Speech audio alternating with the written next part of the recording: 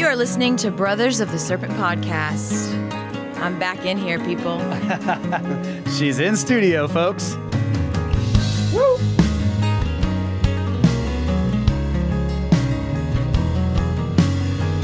And welcome back, ladies and gentlemen, boys and girls, angels and demons, monsters and serpents. This is Brothers of the Serpent podcast, and we have no idea what we're going to talk about today. But we are coming to you live, not live, from the 10 by 10 by 10 Tangent Cube of Science, where we are nestled amongst the dusty bones of an ancient seabed high atop the Orbs Plateau. So we just got back from a trip in Sedona. Randall was there. George Howard was there, so we finally got to meet George. That was fantastic. Hung out with George a lot. And, of course, Graham Hancock was there, so we got to meet Graham and his wife, Santha. They were both great. We had a good dinner with them and got to do a lot of talking. And Mark from After School was there. Hey, buddy, give you a shout out too. What's up, bro? So, yeah, there were lots of people, lots of familiar faces and new faces, of course, people who have been coming to Contact at the Cabin events and other meetups that we've done. Some people that went to the Cumberland tour was there. Yep, that's right. I didn't go to the Cumberland tour, but Russ did, so you knew some people from there. I did, yeah. So it was great. It was a short.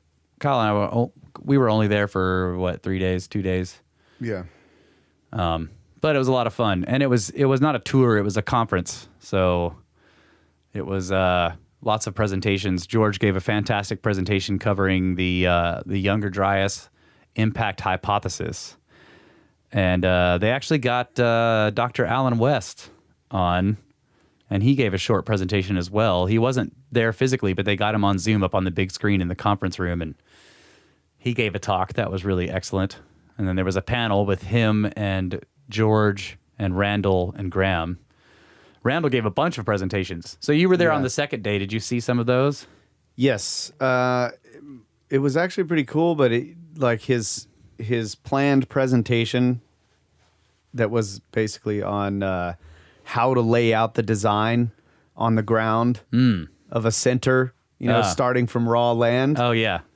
I left right before that, but the presentation that he gave while I was there wasn't really a presentation. It was just a talk, and he just talked about his life, his upbringing, and a lot of it was focused on, what his life was like in school and how school affected him and how his teachers affected him. And, he moved around a bunch of times and how that affected him going to different schools and all this stuff. And so the focus of the talk was leading up to what drives him today to want to create this school and the center and start some new form of education. So in brief, it was once he was finally out of school, because he was kind of, like school is a prison, right? Yeah, I want to get out of here. And even though he did have some influential teachers and stuff, and he illustrated how he did really well in a subject when he had a good teacher and then terrible in it when he had a bad teacher. Yeah. And so once he left school, he was then inspired in other ways to learn, and basically everything was pretty much self-taught or his own, it was his own initiative where he sought out his education. So he learned what it was like to homeschool after he got out of school. Yeah, pretty much. Yeah. So that was actually pretty interesting and insight on, how he became who he is today. And then right at the time when he was, we took a break and then he was going to do the presentation, then I ended up leaving with George. Yeah, that's right. That's right. George came over to our place and we worked on his presentation with him, which was also fun. Oh, yeah. Yeah. And we got to get him on to do that presentation on the show, too. Yeah. Yeah, for sure. And I forgot to mention, Laura is in studio with us once again. She's joined us for the whole episode. Laura? Hey, I'm here. I'm feeling good. How long has it been? Long day of work? Yes, it was a long day of work, and I'm happy to be in here with a victory on my hands in the work field, so that's good. Yeah. Heck yeah. But yeah, it's been a long time since I've been in here. Yeah, I guess the last time was Gods of Eden. When no, was that? I've popped in to say something since then. Yeah, but that was the last time you were on a full episode, which is what's going to yeah, happen today. I think so, yeah. Yeah, guys, buckle up. I'm here. We need to get you in on one of the UFO episodes with Marty. With Marty. Ooh. Yeah, because, you know, you're all about the aliens. Yeah, that would be good. Yeah. Yeah, we should do that. That's a good idea. I am Yeah. all about those aliens. What do you think about this school that Randall wants to build? Are you interested? I mean, you guys have kids. Like, are you interested in? I love the idea. You know, I've told you before, like, when are we going to come out with Snake Bros Kids? Or, you know, well, we know Snake Bros Kids to be something different. I guess Kyle and I send soul. Yeah, in this here. is the first I've heard of it. What are you talking about? Oh, okay. Well, before I had talked to you, like, hey, maybe you could publish some episodes that would be For children. for children. Oh. But there is something we've been doing with the kids where Kyle sets them up for recording, Yeah, that's totally different though. and we call that Not, Snake Bros it's not Kids. school. Yeah. But anyway, Okay, yes, that's I right. love Maybe you did. You were asking me if I would read like the ancient stories or whatever, something like that. could to be put it in. appropriate for younger God, children. but they're so full of like death and destruction and sex and Yeah. Well, I don't really know what you're going to do. I was just presenting the idea like, Yeah. hey, what if Soul at his age could listen to you guys audiobook style, you know, something that. like how would we do Gilgamesh for kids? Oh, we could totally do that. Like what does it happen at the very beginning? Go and get the harlot. You don't have to do it like that. I mean, you just figure it out in the wording. I think you can do it. But anyway, to answer the question, the school that Randall wants to do, Yeah. I'm all in. I love it. And when we were at the Scablands in September, Randall took a moment to say to me, you know, I think it's really great that you brought your kids here. And I was Yeah. like, yeah, man, like, I'm trying to do this thing. Like, I'm trying to get my kids to travel and meet all you guys and know all this stuff. So I'm all in on it. So Randall one thing that School, was really cool Snake Bros Kids, like, all of it. was Snake Bros Kids would be Randall wasn't really ready for one of his presentations. Oh yeah. He was still working on it. And Robert, who was basically hosting the entire thing, planned it, the conference, knew somebody in the crowd, one of the attendees, who was a Montessori teacher. Oh. So he points her out and he asked her a question about Montessori and can she give a brief description of what that's about. So she gets up, takes the mic, and she starts talking about it. And then people start asking her questions. Oh, cool. And it, you know, it really starts to develop. And I'm just sitting there it was very interesting hearing her describe kind of the way they deal with the kids and kind of try to follow their interests. And then, you know, of course, when you have serious subjects that they have to learn, even if they're not interested in it, you look for ways to pique their interests, right? So it was really cool. And then it was funny because her husband gets up because Randall basically got his slideshow ready, and then he's just kicking back and just watching this whole question and answer session take place. And so her husband gets up and goes in and says, "Babe, Randall's ready." So, she hands the mic back to Robert. Hey, she's passionate about what she does. She And of gets, course, It was Randall's great. probably like, Yeah, exactly. That's the way he acted. you know, I don't want to interrupt you. It was great, and I ended up Cool. talking to her and her husband at length afterwards. We had a little get together after the conference was over, and they're great people, very interesting people, and yeah. So it's like, I'm really looking forward to seeing this thing develop because I think there's a lot of great minds that want to be involved, that are, you know, showing up to these conferences, that are also just willing to donate their time or their treasure. yeah. Yeah, I think there's a to lot of make it people happen. out there like us that are like, how are we going to educate our kids the way we want them Yeah. educated? And ourselves, you know, not just our kids, but heck, I would go to the center Yes. to learn. Yep. Yep, me too. Yeah, so I think that that entire conference, it was recorded, it was streamed live on HowTube, but it will also, I Oh, think, so I could see what she was saying about the yes, I okay. think ultimately it will be available in the future for download. And I don't know in what form, if it's going to be, premium content only, but Well, you guys can probably get me into premium content. It was really cool. Nope. You gotta pay. I don't get some kind of special deal to get some premium content around here. All right. We also are joined by the Watcher from deep beneath his secret space station in secret outer space. How's it going, old boy? Climb out of your bag of chips and tell us what the deal is.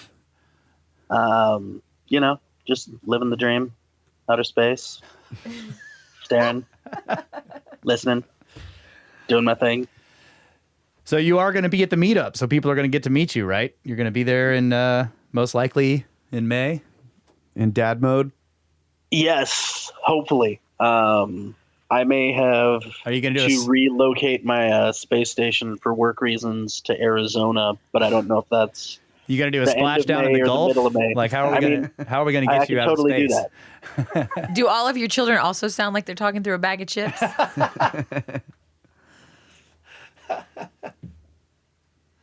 Maybe he didn't I hear think you. you offended him, babe. Can you hear me?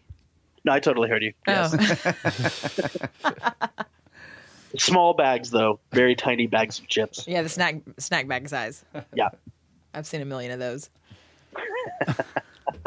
All right, cool. Well, since this is a free-for-all episode, we don't really even know what the subject matter is beyond emails and news stories. Feel free to jump in, Watcher. Yeah. Don't be a stranger, buddy.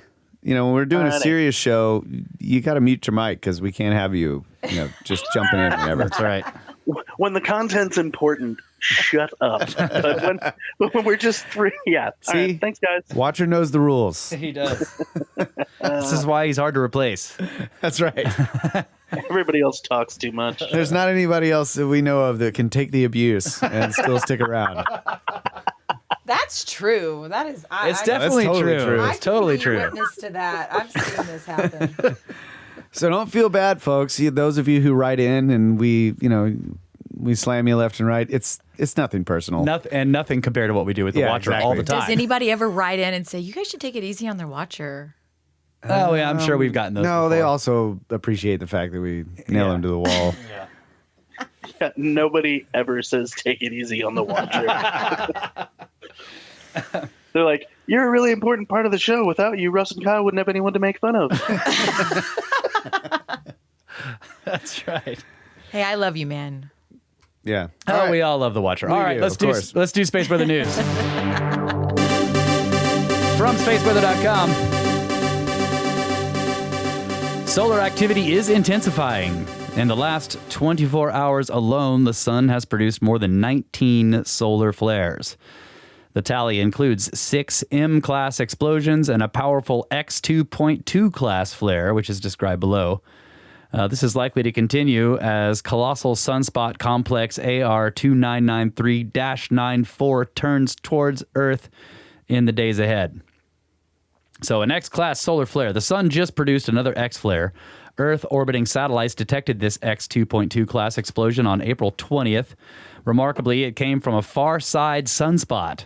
The source of the flare is AR 2992, which yesterday rotated over the southwestern limb of the sun. See, they're using limb, too. This whole fort thing where, we're like, what are the limbs and the fingers? The limbs of the sun. Yeah, so that's the limb. You can see this little animation. You can see it behind the edge of it. The sunspot is no longer visible at all. It is hidden behind the edge of the solar disk. Because the blast site was eclipsed by the body of the sun, the actual flare was almost certainly stronger than its rating of X2.2.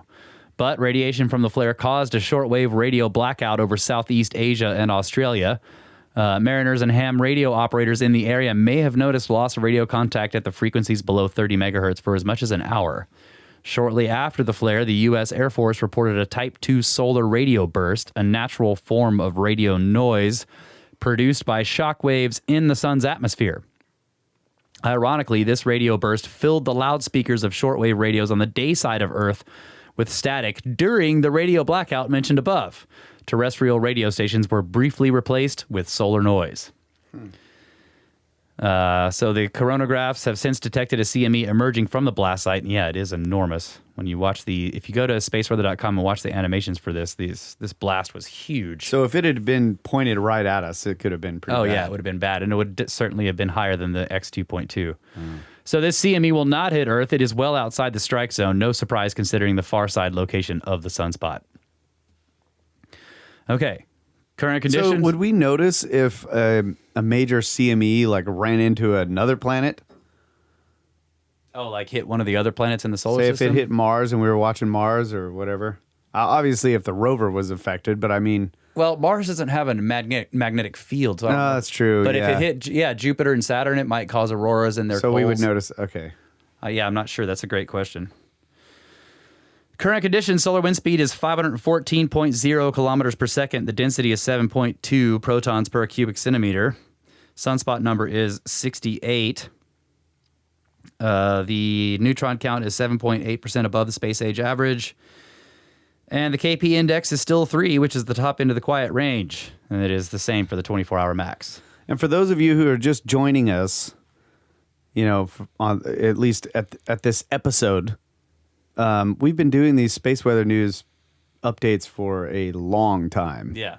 I don't remember when or what episode we started doing it, but it started as a back joke. When we were singing our own music. Yeah. It started as a joke because, it was like, well, we got to do a weather update if we're going to have a legit radio show. That's right. I didn't know that's how So let's do space weather news. Yeah, space weather. Yeah. But it's been really cool because the sun went through, it was in a minimum. Yeah.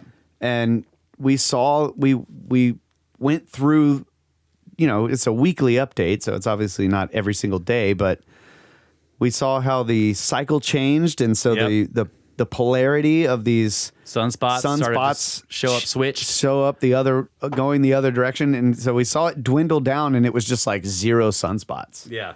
Zero activity for a long time, for days and days and days, weeks and weeks for us, since it was a weekly update.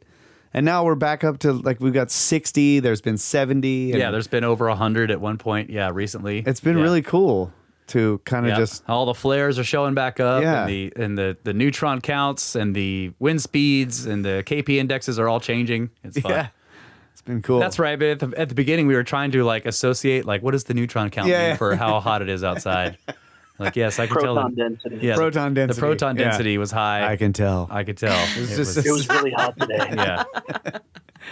That's right. Totally doesn't work, but it was still fun. But yeah, it's just been cool. Just it has been cool seeing that whole process go through, and as the solar cycle switched and we entered solar cycle 25, right? Yeah. There were some stories early on about a certain group of scientists who have been monitoring this stuff and trying to make projections have a different type of model than the standard model. And it's not fringe. It's because this is quite a bit up in the air as to how these cycles work. And they were using kind of a different style of analysis to judge whether the cycle was going to be very powerful or just, run of the mill. Yeah. And they were actually projecting that this cycle was going to be very powerful. So it's yet to be seen, obviously, if they're going to be correct. But maybe we ought to find that story at some point. Go back through it again. Yeah, here it is. Solar cycle 25 is beginning, and this has reflected in the number of cosmic rays entering Earth's atmosphere. Neutron counts from the University of Oulu's Geophysical Observatory show that cosmic rays reaching Earth are slowly declining, which is a result of the yin-yang relationship between the solar cycle and cosmic rays. So, counterintuitively, the more active the sun is, the fewer cosmic rays hit the Earth. Can get through because they run into all this activity. Yeah, the sun actually blocks them. Yeah. And that is important because cosmic rays are the main cause for... what is it? For all cosmogenic dating methods, which means and that just includes carbon-14 dating. Right? Yes. It means anything that's generated by a cosmic ray running into the Earth's atmosphere, which C14 is one of those, beryllium-10 is another. There's a bunch. But yeah, carbon-14 obviously is very important for dating recent organic material, geologically speaking, recent organic material, and because of the solar cycle. One of the main things to date occupation sites. Yeah, that's right. people living in places, and we can dig down through the sedimentary layers and find organic material and date it. That's basically the main dating method that has laid out the story of the Holocene. Yeah. In terms of human activity. Yeah, that's right. It's able to date stuff up to 40, maybe up to 60,000 years ago, but it's much more accurate the more recent you get. Right. And yeah, so it's important to watch these cycles because as the solar cycle goes up and down, the amount of cosmic rays coming in go up and down. And so if there are other big solar cycles that affect how powerful or how active the sun is, then there might have been a whole 10-year period where the sun was super active and almost no cosmic rays were getting in. And so no C14 is being generated. So those things would be dated much older than they actually are. Right? Yeah, that's right. Yeah, because they would have less than expected. Right. Yeah. Right. Right. And so that's the value of having other methods like the ice core data, tree ring data, dendrochronology, which is the tree ring data. Yeah. And then obviously connections between multiple sites. So if you see similar dates going across multiple sites in different places and using different methods, it helps confirm the date. Yep. I mean, the luminescent stuff is good. And then the dating volcanic events. Right. Because that's crystal formation. So there's some pretty good methods for dating crystal formation based on other radioactive material decaying. So, yeah. So if you can tie all those together, you can kind of narrow down, you can shrink your margins of error a little bit. Yeah. So yeah, it has been fun watching the space weather news change over the years as we've reported on it. So yeah, spaceweather.com is a fantastic website for this stuff. Just the facts, ladies and gentlemen. Find it right here. We need to get the yearbook of facts. That Fort was using. Okay, so I've got emails. Should we tackle some of these? Sure, yeah. We'll do the emails, and then we'll do stories after that, and we'll probably lead into the next segment with more stories because we're already at 22 minutes. Oh, yeah. Well, we won't even probably be able to finish the emails in this segment then, which is fine.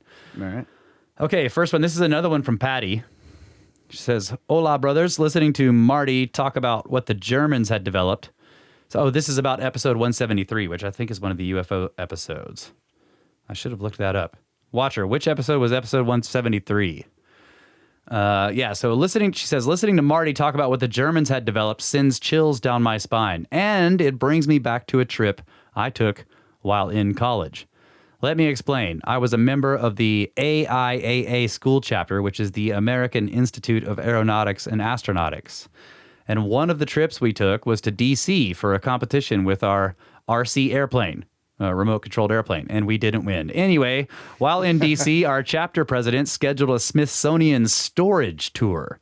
No idea how he did it or if the regular public would have access to this, but that quote-unquote storage unit was full of German stuff we got after the war. Flying saucer-looking aircraft still showing the Nazi flag, aircraft parts, etc., etc. Everything was lying all over the place as if we had placed everything there after the war and then we forgot we had it. It was a very, very interesting place. I know I have pictures of it that are not digital somewhere. I'll look, and if I find them, I'll send them your way. Thanks, from Patty." Wow. She got into a Smithsonian storage site. That's cool. No giant skeletons? I guess not. Just Nazi flying saucers. Okay. I want to see those pictures. Yeah. Really interesting. I'd love to see those pictures, Patty, if you can find them. Hey, real quick, before you go into the next one, the Watcher posted a really cool graph here showing the observed sunspot cycles going all the way back to 1913. And then it Simulated also has and predicted, simulated or predicted sunspot cycles, and then ensemble forecast range for sunspot cycle 25. Okay, so I see the 1958 cycle was way more powerful than predicted. Yes. Way more powerful. Well, in 1973's or sunspot cycle 20 was actually pretty close. Yeah. Like some of these and 18 was very close. 17 was more powerful. than predicted. 19 was more powerful than predicted. 20 was a little more powerful than predicted. 22 looks pretty close. 23 was a little more powerful than predicted. 24, Pretty close. I mean, yeah. There's some spikes that go above it, but otherwise it seems pretty close. Yeah. So the standard model seems to be doing a pretty good job. Yep. I wonder what was going on here in the 1958 era I don't know. cycle that was so off. But yeah, cool graph. Yeah. Bro. Oh, he says it was UFOs, UFOs part 3. was the episode. Okay. Another email here from Kyle. Not this Kyle, right? You didn't send this email. No, I didn't send an email in. I knew it wouldn't get read. It's called Apparitions. Says, yo, what's up, Kyle and Russ? Hope you guys are doing well. Been loving the variety of podcasts y'all have been dropping lately. This series with Marty has probably been my favorite you've done so far. All right. Every time I think we're about to get near the bottom of that rabbit hole, he always says, well, we'll get to that. That's great. I guess if you enjoy rabbit holes, yeah, that's good. Instead of just getting to it, and makes me curious as to how many more times this man can say that. Anyways, I have a question that's been... Hey, don't encourage him, man. That just makes us mad. God dang it. Maybe I should take a whack at being in here with Marty. You and definitely I'll just try need to to be just in here get for- let's get right down to it, buddy. Yeah, Yeah, you can don't- help us give him crap when he Yeah. says we'll I get mean, to I that. feel like I'm Don't let pretty him good get away at with it, trying babe. to deep Yeah. dive into what's. Oh, yeah, you the should fucking definitely be deal. in here. Okay. Okay, take a so turn with Watch your that. language, babe. This Sorry, is a family I'm show. sorry. Snake Bros Kids. I'm away Come from on. I'm away from my kids right now, so I'm like, whoa. Okay, so Kyle says, anyways, I have a question that's been sparked by listening to the many stories told of prominent occult characters seeing or hearing something that they experienced as real. For instance, Joseph Smith's experience. Now, I'm sure there's many other cases out there that have gone unreported of something similar happening to other people elsewhere, somewhere, but also there are even more cases of other experiences happening to other people that have very little or nothing similar to what happened to Joseph Smith. And yet, they all come away from their experiences with very identical feelings. So my question is, what do you think is behind this feeling? Could it be something outside of us, piercing through a veil, or could it be something within us, like a universal cosmic call? Or could it be something in between that we're too ill-equipped to understand due to the nature of its dimensionality? I apologize if I haven't articulated that thought well enough, but I hope I made enough sense for you to get what I'm throwing down. Can't wait for the vinyl to drop for $50 Dynasty. My Heck favorite yeah, song bro. right now is Infinity. That song kicks ass. You guys kick ass. Keep on rocking in the free world and slither on. Godspeed from Kyle. Thanks, buddy. Dude, I think it's option 3, a mixture. Yeah. Yes, the mixture option. Yeah, Agreed. mixture option. That's what's going on. I think, yeah. Well, he says, the option 3 was, could it be something in between that we're too ill-equipped to understand? Yep, that's what I think it is. Yeah, yes. I've seen people asking us if we think we're giving like a definitive history of UFOs. That's not what we're doing with Marty. It's not definitive for sure. And Marty tries to cover what he feels are less well-known cases. You're right. And we have talked to him about, let's go through some of the more well-known ones, because there are plenty of people who haven't, people who don't dive into this subject. We could cover those cases. But anyway, it's Marty's perspective from his decades and decades of experience in really, really researching this topic, and in my opinion, Marty is, well, I shouldn't say my opinion. Marty started out, I'm pretty sure, as a pure nuts and bolts guy.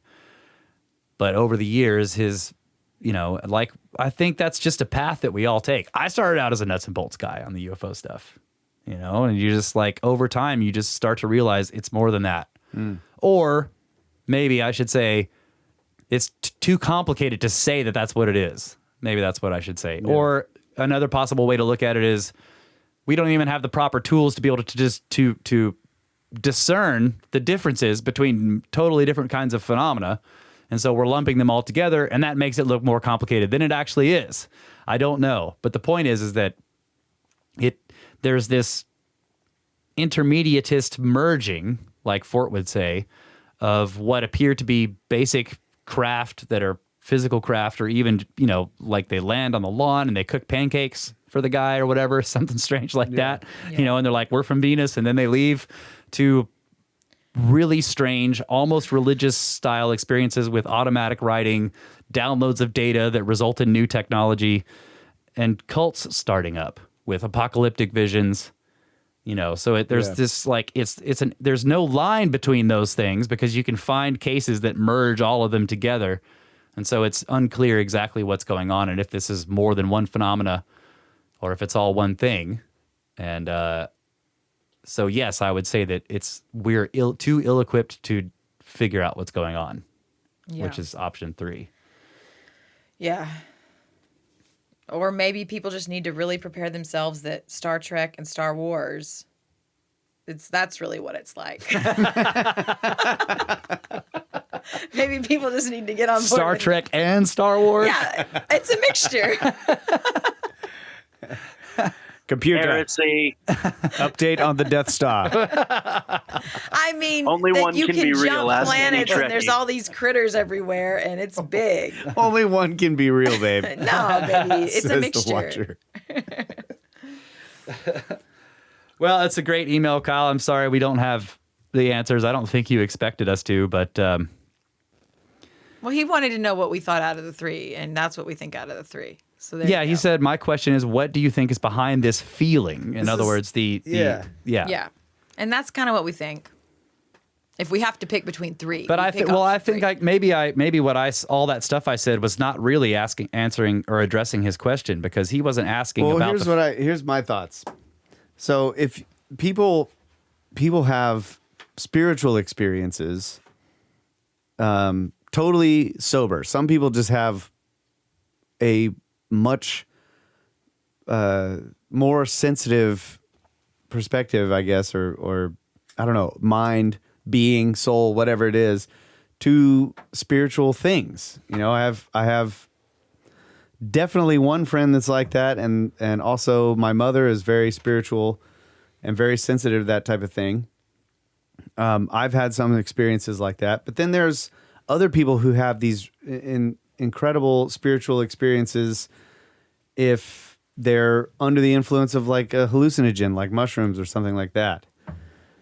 And they are very similar, right?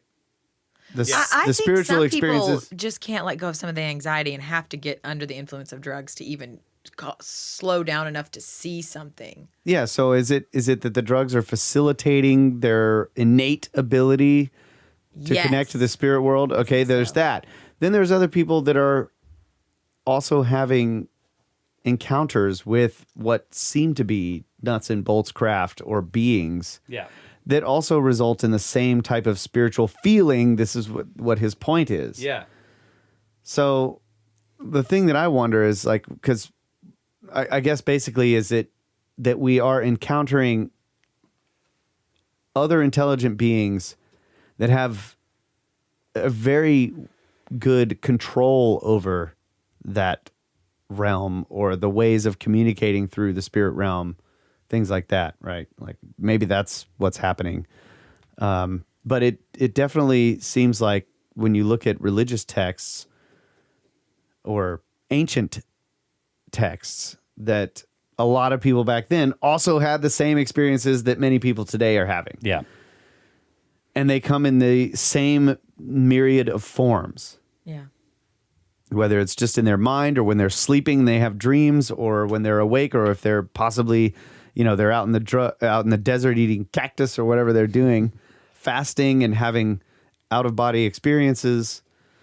I don't know. It does all seem to be like that. You can put them all in a group and say that this is similar phenomena. Yeah.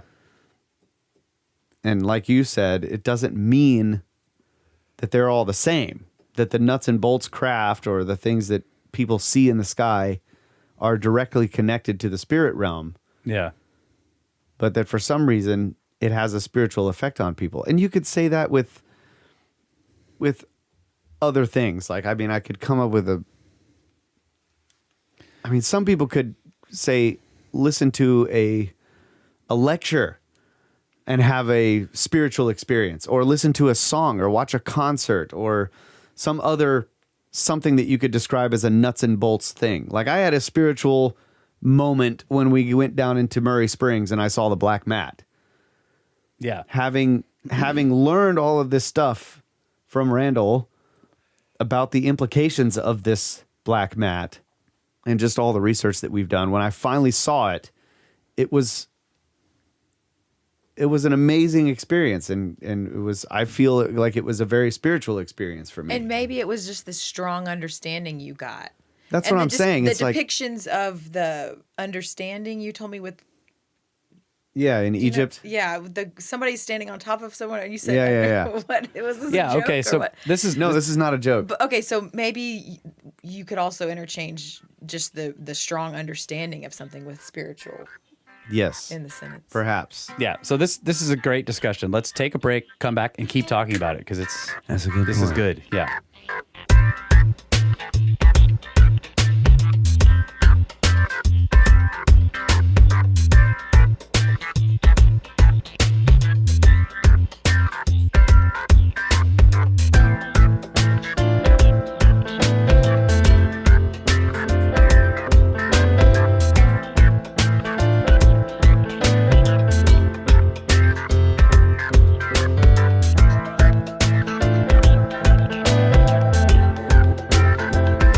And we're back, ladies and gentlemen, Brothers of the Serpent podcast. Doing a free-for-all show here. We got Snake Wife Laura in the studio. The Watcher is also joining us. And we were responding to an email From Kyle. And that is not me, but another Kyle. And yeah, I was just kind of going off on this, thinking about all the different types of things that can cause people to have a spiritual experience. Like another example would be, say you're hiking somewhere, like, in Zion Canyon or something, and you come to some just absolutely amazing view of nature. Yeah. That can cause you to have this like sudden realization or a connection with God or the spirit world or whatever it is. So I guess my point in this is that, some people go to religious centers, church, whatever it is. They You meditate. had one in Orvieto. I did, in a cathedral. Yeah. In Orvieto. Yeah, I mean, So the it's just- right kind of architecture can give you a spiritual experience. Yeah, and I would say with that, also it was the background of understanding. Like, Yeah. Okay. Yeah. Yeah, the understanding. That's what I feel. that's really what. It was kind of similar as the Murray Springs thing, because I had been in cathedrals before that. Yeah. Yeah. You're right. Murray Springs wouldn't give you a sort of a mind expanding spiritual kind of experience if you didn't know what that little black line was. Yeah, but I also feel that this one of the things that I've loved about ancient sites or finding artifacts, I feel like it's kind of a spiritual thing. There's you feel this connection across time, like that goes beyond. I don't know how to describe it. It's not. So is it possible that an ET experience, whatever it is, let's just take a hypothetical and say it really is nuts and bolts, whatever, Yeah. and you're interacting with an actual non-terrestrial being, whatever that means, Yeah. and you're just a normal person who's never really looked into weird architecture or ancient mysteries or anything like that, but that kind of experience can be so wild, so out of the ordinary that Yes. it just bumps you out of your little life path. Yes. And then that causes That's what I'm getting at. yeah. That's Yeah. exactly what I'm getting at. I'm wondering if this is part of the problem of trying to sift through these Yeah. things and put them in categories, right? Oh, I see what you're saying. Yeah. Yeah. So extraordinary. Can it be an actual nuts and bolts encounter that causes you to have some crazy spiritual experience where you connect to your dead great-grandfather Yeah. somehow. In other words, that kind of experience is latent in all of us, and all it takes is something that kicks you out of your rut long enough for it to happen. Right. Or is so profound. In other words, the aliens didn't come down to give you a spiritual experience. Yeah. But that's what results because you get, it's so But profound. also, yeah. and then you throw in, maybe they know about this type of thing because they have studied it. Yeah. Like do we make a study of this? I think that religious teachings and stuff do make a study of this type of phenomena with the human being and the human condition. Yeah. Science doesn't. Well, it's starting to, but Yeah. you know, I'd just say predominantly, it doesn't make a study of this type of reaction with people and what it means. So if an alien species also is like us in that they have spiritual experiences and they didn't shun that with their science, Yeah. and they looked into it and they got a better understanding or a greater understanding and how using the scientific method, Yeah. would they utilize it? So you could throw that in there too.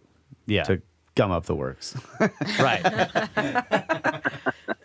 So I would say that the common thread, I think, through all of that is a realization of something greater than self.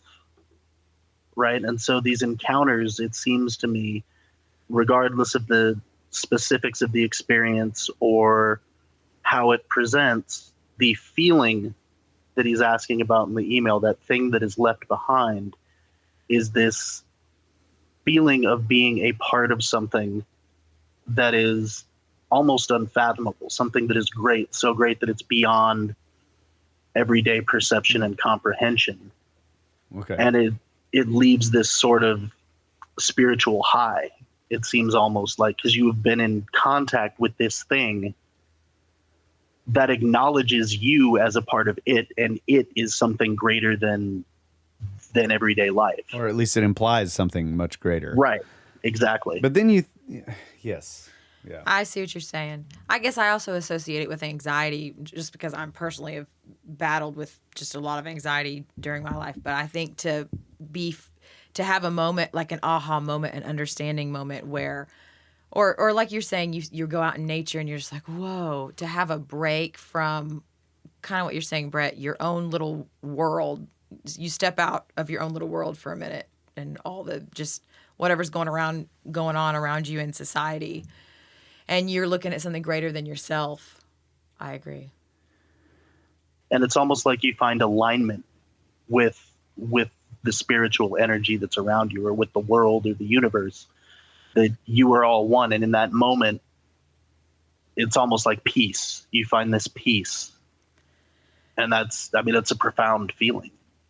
So the next thing I was going to bring up was that people that have these encounters often have, like, once it happens, it totally changes their lives, and then they have more and more experiences in a lot of times, Yeah. right? Yep. And so, And they seem to, I don't know how you would put it, gain powers, right? Yeah. Yeah. powers of perception or Yeah. spiritual powers or whatever, you know, Yeah. something like that. Yeah, so I think so the once question you're made is, aware of that, though, you look for it more. that's what I mean. Yeah. Is it not necessarily activating something, but just making you aware of that capability that you already had? Definitely. I'll tell you the answer. That's Like it. tuning. No, that's what it is. Laura's here for answers. Mystery folks. solved. Yeah, folks. mystery solved. I mean, yeah. Yeah, I don't know. Maybe having a very profound experience can awaken you to the possibilities of other profound experiences. I think that's true. But I've had profound experiences, and I don't have apocalyptic. You don't have powers? I don't have any powers yet. Really? Well, none that I'm telling anybody about. Okay. Well, you might have some you don't know about. That's true. I mean, has anyone Maybe- ever watched a Marvel movie or? Maybe your powers were already awake a long time ago and you're still using them and you just don't even realize it. My It's power normal. is pointing things out. Remember that? That's my superpower. I've had it for a long time. You are also, you're really good at diffusing a situation too. I think you're a good diffuser. Oh, well, that's just in self-defense. I don't want to be in the middle of shit like that. Yeah, I was gonna say that has mostly to do with the fact that if there's drama around you, you're like, ew, gross. So you fix it. Hell. You have some kind of peacekeeping like wand about you. Yeah. Yep. I just channel that. Watcher just died. Yeah, I think so. Yep. I'm just, let's not bicker and argue over who killed who. But yeah. It should be an happy occasion. Yeah. I do wonder though about the, is it like, and even the words we're using spiritual and alien and whatever. And like, what do those even mean? What does spiritual even mean? A spiritual experience. I know, alien, like if you can believe in God, you can believe in an alien. It's an experience of the spirit. Yeah. Well, it's the same. That's what I'm saying, babe. Yeah. We're not talking about belief either. We're talking about. Oh, I had my foot on that button. Sorry. Go ahead. Rookie mistake. Ooh. Shit. Another rookie mistake. Sorry, go ahead, bro. Well, I'm just saying that I think another thing that is happening with Marty's episodes is that he's trying to point out that there is no real dividing line between spiritual experiences, at least, like, in other words, you can't tell. Like, in the past, they were called spiritual experiences or experiences with God or experiences with angels or experiences with demons. Slowly merge into the nuts and bolts stuff. Yeah, and then it's like now it's experiences with aliens. And I think a lot of that might have to do with the quant stuff of ancient texts. Yeah. And then there's the little strange or interesting intermediary period between the nuts and bolts aliens and the pure spiritual stuff with the Fae folk. Mm-hmm. Where you see lots of similarities across the kinds of events that take place during the experience that people report. That almost seems like the Fae folk thing almost seems like an occupation. Like they were just there. It does, yeah. Right? This was different than like, oh, we're flying over and we're coming down to check out some stuff real quick and then leaving. Yeah. Like that was like, no. They live here. Yeah, yeah. And so you're dealing with... there were the rules about what you don't do if you go into their world or you're not coming back. Right. Yeah, so if you go with the idea of the, taking you out of your, what you recognize as what is normal and experiencing something so profound and that's just completely outside of your worldview and that causing a sort of an awakening of a spiritual aspect...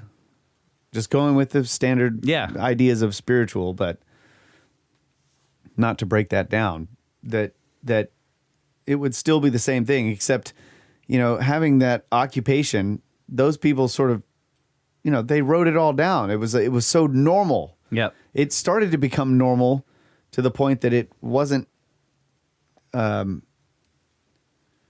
was enough, in other words, to record it and kind of have an agreement on the way these things affected people. Yeah, and it also had a definite end, which is one of the most interesting things about the Fae folk stuff, is that by the time, what's his name, went over there, Evans, I can't remember the guy's name, the guy who wrote the book, Celtic, the fairy belief in Celtic countries, whatever it's called.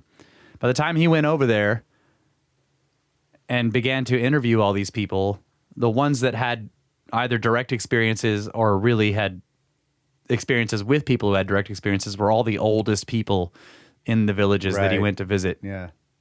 And everyone agreed across all the places that he went to that the Fae were much more... Fairy folk in Celtic countries. That's it. Yeah. Walter Evans Wentz. Yes, that's it.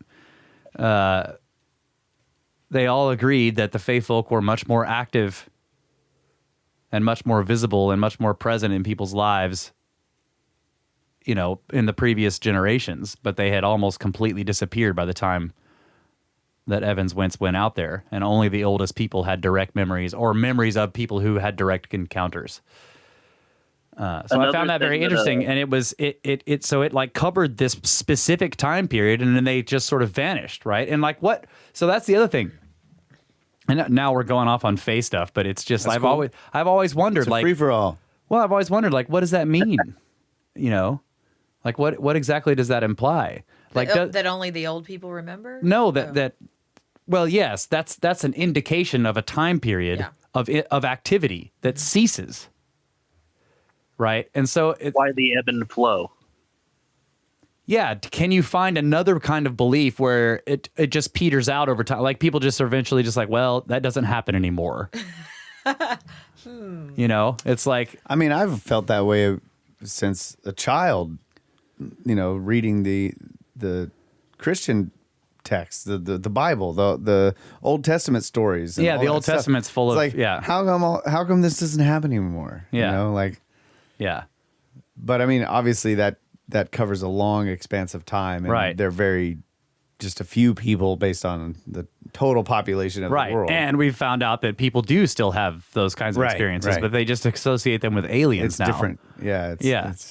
That's right. But it's just So the interesting words have that just changed. it's just interesting that there was this very specific kind of activity that in many ways seems to merge with the more ancient past of angels and demons or whatever and the present of alien encounters, but it has a very specific time period, right? And it just ends in such a way that implies that, and a lot of the people sort of agreed that as the world became more technological, the Fae retreated further and further away from humanity until they were almost just completely gone. And it has something, I'm pretty sure it has something to do with iron. The amount of iron in and around a village is a direct, can be directly tied to technological weird how advance. And they don't like cold iron. yeah, they don't like wrought iron. Right. It's weird. That was really weird. And you know, what are they doing here? Yeah.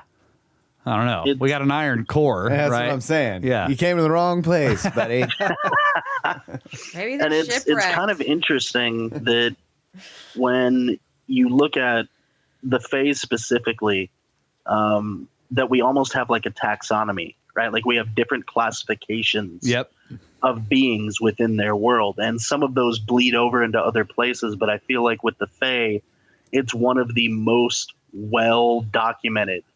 Of like, you're like, well, what the heck was that? Oh, it's a leprechaun. Yeah. Like, everybody knows that.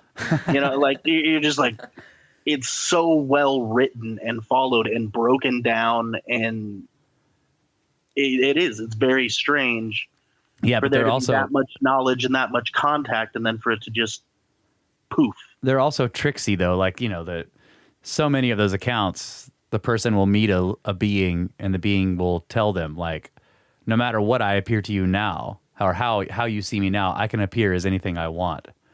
If they appear as a tall man, they'll say I could appear as a short, ugly thing. I could be a woman. I could be a child. So it's like they have this. You're right. You have all these classes of beings, but I've always wondered if it's really just one thing because all of them claim to be able to. Oh, that would be hilarious. Yeah. That's like the ultimate joke. Like, oh yeah, you see they wrote a book about me? What do you mean? There's like 45 different. No, they're all me. Yeah, it's all one Well, guy. that kind of goes with the Christians saying Jesus is among all of us. Jesus is every one of us. Jesus is. Oh, like he can be anything? Yeah, like Jesus is the beggar on the street. Jesus is the. Okay. I mean, I've heard that plenty in the Christian faith. He's one of us. He's among us. Yes, they do live among us. They do. But so another thing is that the Fae were very, and I know we've gone way afield of Kyle's question, but the Fae were very particular about how changed you got by your interactions with them. If you crossed a threshold, they would not allow you to return to your world. Okay, well. In other words, they would, they would just keep you if you got like. Yeah, like if after you've learned so much, they Yeah. can't let you go back. That's right. So that sounds kind of sketchy. Whatever. And there's lots of really weird other mythological things with that, like in Greek mythology, that if you went into the afterlife, you could hang out there, but you couldn't eat anything. Yep. If you ate anything at all, like what was it? Pomegranate. Persephone, like 3 pomegranate seeds, and then she's stuck there, or maybe it wasn't Persephone. I don't remember who. Yeah, it was Persephone. Yeah, she ate a pomegranate and got stuck. And then they're like, "Yep, now you can't leave the underworld anymore." Like, what? You ate pomegranate seeds. Everybody knows that, dummy. Like, you can't go back. Like, what? Like, it's so. Yeah. I mean, I can make an analogy to that. Is, you know, let's say a person just has one experience that causes them to have that spiritual awakening, but it doesn't stick. It's just like this one moment in their lives. They shake it off like a bad dream, maybe. Yeah, and it's like, well, they move on. And then maybe they have another one or another one after that. Let's say they have a multitude of them and it changes them forever so that they can never go back to the previous mindset of this is how the world is. Right, you can never unsee it. Or they have one experience and they partake in a sense. Like they engage it. They engage with it. Yeah. And it changes them forever and they can never go back. Like that's like as in they can never go back to the person they were. They can never go back to the person that they were before. They can never view the world the way they viewed it before, and they will be forever changed. Yeah. And part of it, like in other words, they've now joined that world. Like that is the world that they live in. Yeah. So that's an analogy. And I don't know. I think that type of thing is prevalent in the myths. Like that these are not cut and dry stories, that there's a lot of symbolism in them. So, I mean, that's why it gets weird when they do something like one of the stories is like, I've been trapped in the Fae realm and I want to escape.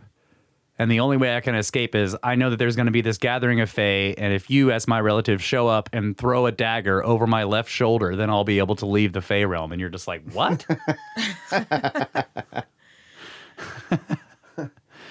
But that could be. And then there's the other stories where it's like somebody goes to save the person who's stuck there. Yeah. And then they're bringing them out, and it's like, you can't look back. Don't look back. Yeah. If you look back, you'll be stuck here forever. That's right. Like you get this one chance. That's right.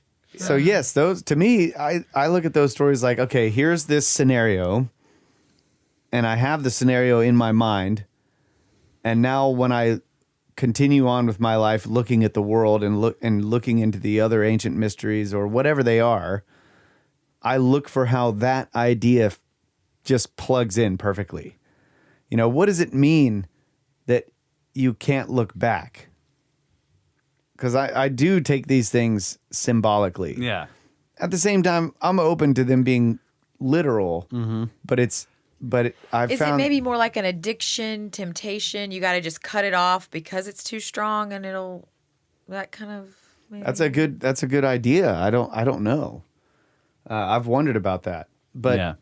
For example, if you're trying to break an addiction, it's pretty much like, okay, here we go. Cold turkey. You can't look back, or you're gonna be stuck. Yeah. It's a good point. That's a good analogy. I'm also thinking about the Tel Al Hammam story. Yeah. You know, the turning stuff to salt. The Sodom and Gomorrah story, basically. Yeah. Where they found this city that was, the people there had witnessed airburst.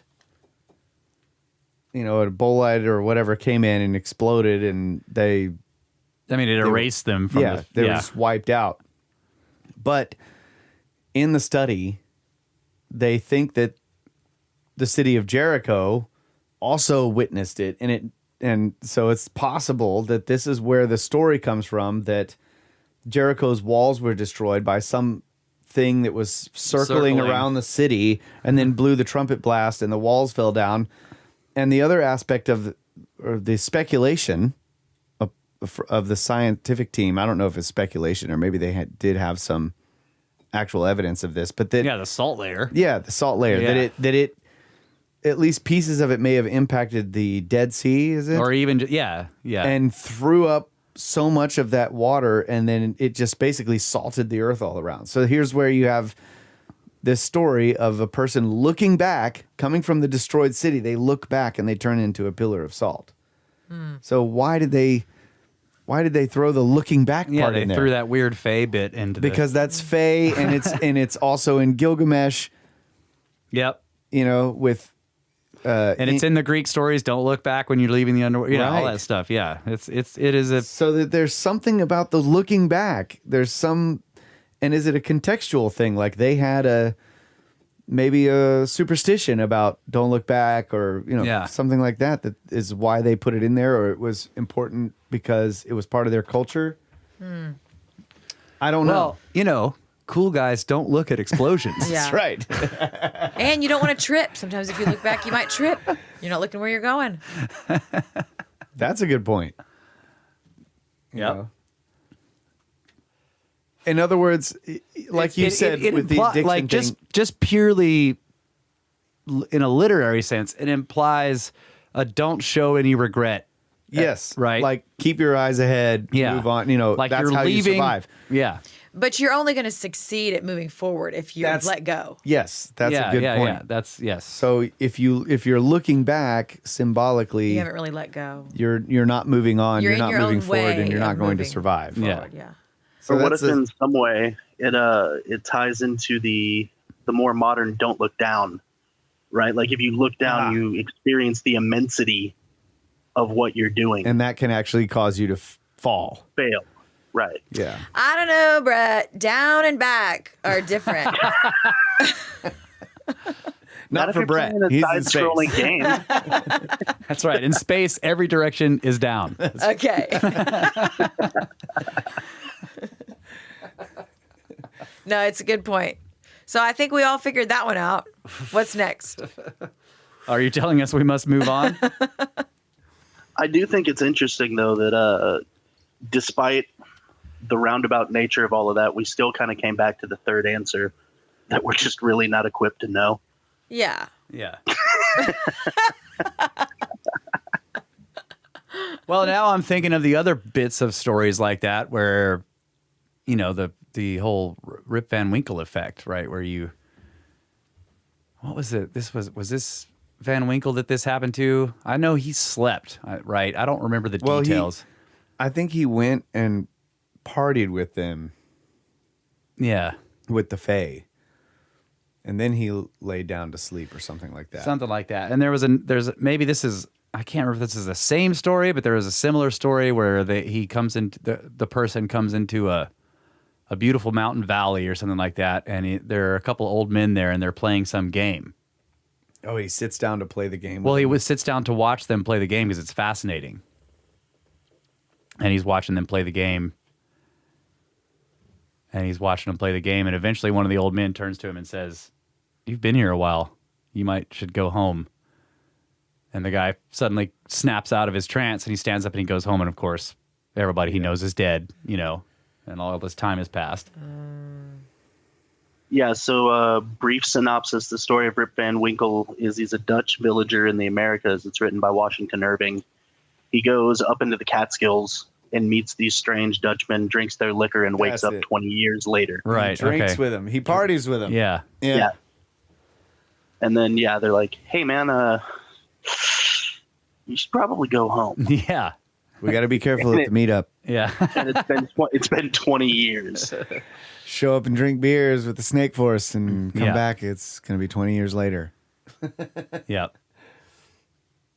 So there's that aspect, and then there's of course the missing time with modern UFO stuff. reports. Right. No, nothing like 20 years. Well, at least we don't know yet. Somebody might show up and be like, "What? I've been gone for 100 years." I was then gonna nobody say, would believe Give it him. another 18 years. Yeah.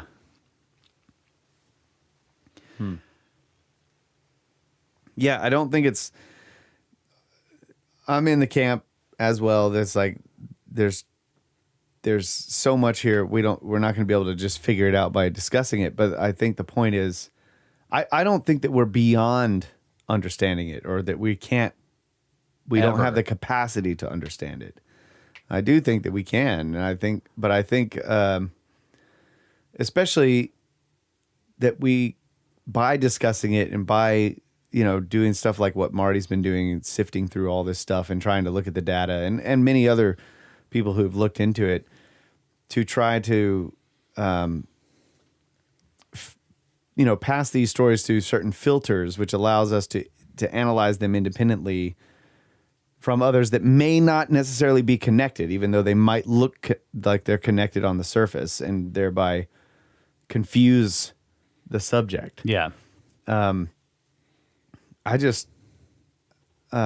think that there is a lot of possibilities, and that they may not all be directly connected Yep. to the UFO, specifically UFO phenomena. And that was my main point about spiritual experiences from various people. Like, there's not really are there researchers just looking into the spiritual experiences of people and like what causes them? Because I know that there's a lot having to do with hallucinogens, ayahuasca and all this kind of stuff. Yeah, well, there's that guy that built the God helmet or whatever they called it. It magnetically like stimulates a particular part of your brain, and then you have something that people associate with a spiritual experience, and so they think they found the God part of the brain. Okay, yeah, right. In other words, but his argument, I think, don't quote me on this, but I think his implication is that people... This is all your brain. Yeah, and people just encounter a weird magnetic fluctuation in the field that's all around us all the time, and then suddenly they have it. about this. It's all magnets. Yeah. I don't know if I can get on board with that. In other words, you have a section of your brain that responds this way. Is it the pineal gland? I don't know. I can get on board that you've got a piece of your brain that does that, but yeah, and all you have to do is run into the right magnet, and suddenly you're like talking to God. That's the part I don't. So, the God helmet, originally called the Corin helmet, after its inventor Stanley Corin, uses magnetic fields to stimulate the temporal lobes, which are also active during dreaming. Interestingly enough. Okay. Well, so does it ever make people think that they're like a cat with a trident riding a whale? That I don't know. It does say that it's had. I put the helmet on and I was naked at school. And interestingly enough, sucked. no one who's ever worn the helmet has ever used a cell phone or a computer no, I'm kidding. What? Yeah, right. They never used a cell phone or a computer. Right. But hey, jumping back to something you were saying a second ago, different experiences. Everybody has these different experiences that are these spiritual experiences. If it is a different alien coming every time, maybe one's fat, maybe one's, right? Maybe they smell different. Maybe there's a whole new spaceship every time. Maybe it's like a whole different vibe because it's just different aliens, babe. Maybe a bunch of different aliens are always coming here. Okay. Well, lots of people think that, for sure. That's what I'm saying. Yeah. And so then all these stories we're hearing about aliens, they're all different because it's like, there's who'd many. you meet? Well, I didn't meet that guy. Yeah, we're a test site or something, and there's a whole community out there, and occasionally they just show up, and they're always random. Yeah, that's what I'm saying. Star Trek and Star Wars. Many species, supposedly, and insects and reptiles and hominids and. Yeah, I mean, we're just a little ball floating in this huge universe. I mean, there's other stuff. There's other stuff visiting us. Come on. There's definitely noticeably different ways of connecting with the various animals on the planet. Mm-hmm. Like the different way that you can relate to a dog who's like, like we had a dog. The one dog that I had a really long relationship with, I definitely had like feelings of very intense connection mentally and spiritually, perhaps, with that dog. Yeah. Very different, though, than from my also similarly intense connections with my cats. And then, of course, certain animals you might run into in the forest or whatever that that are wild. There's also kind of like an interesting way of interacting. And so they all have different effects on the psyche. Yeah. It's not just... They do. You see what I'm saying? It's not like encountering a granite rock and then later basalt. Yes. And then a tree or, whatever. It's different. And so many of the stories have animal symbolism. Yeah. So And is that only working with mammals, do you think? Like, I know we've done this with snakes a bit. I haven't had any connections with fish. I've seen a lot of fish. Well, I did. But we haven't done much. I actually did have one interesting, somewhat scary connection with a like an eel. No, it was a. What was that eel? The 6-foot shark at Cape San Blas. No, not that one. No, one that I didn't have a direct interaction with. We were diving in the Caymans. That's what I thought. It was an eel. That thing that came out of the. Oh, not the eel, but I'm Okay. thinking. I can't think of the name. The giant fish with all the teeth. Oh, the swordfish. No? I don't know. Barracuda? Barracuda. The barracuda. Oh man, dude, this barracuda was haunting me, bro. Yeah, that's And a totally. That is a totally different experience. Whoa. This fish was. You've never told me about this. This fish was definitely. He knew what was going on. So that was. It was not. Looking It was. for a Kyle sandwich. Wow. Yes. Yeah. Oh my gosh, babe. He was like, look at this tasty morsel. Yeah, he was kind of watching me from a distance How big and is he? slightly How getting big? closer. I'm assuming he's about 4 feet, 3 or 4 feet long. Whoa. Yeah, and then I was like, all right, I'm leaving your territory, bro. Yeah. But yeah, my point is that I guess it's not just mammals. Yeah. Oh, I had an interesting experience with a praying mantis. Yep. I've had those A too. connection with a praying mantis. Yeah. That was like, wow, this thing is Responding to you. really and, observing yeah. me, and we're having an interaction. Yeah. Yep. Okay. And my thing was like I had recently decided like I'm not going to treat bugs like rocks. Okay? Yeah. I'm actually, it was just occurred to me at some point in my life, and then there Like, was they're a praying alive. mantis. Yeah. And I was like, hey, bro. You had like a confession moment with the praying mantis. And I helped him get out of where he was. It was, or her. Yeah. It was just That's interesting. funny. Yep. So yeah, you can have different experiences with different animals. So this is all to add to your point that if we are being visited by a myriad of different intelligent beings. Were you in here when the praying mantis crunched on that moth? Were you in here when that happened? Yes. I think it was early, like right after we got this built, and I was in here using it as an art place. I was drawing, and I had a little light because there was no lights in here, and I had a little lamp on the floor, and the door was open, and there was a praying mantis hanging out by the lamp, and the lamp, of course, was attracting moths. And I'm sitting in here drawing, and I hear a moth ding, ding, ding, ding, ding. And then I suddenly hear this. Oh. And I look over there, and this praying mantis is just scarfing down this moth that it caught hanging out by the lamp. And yeah, we had a moment. I was like, I didn't even know you guys did that. Wow. You can hang out in here all you want. Screw those moths. Now you're taking sides. Yes, you've heard my thing with bugs.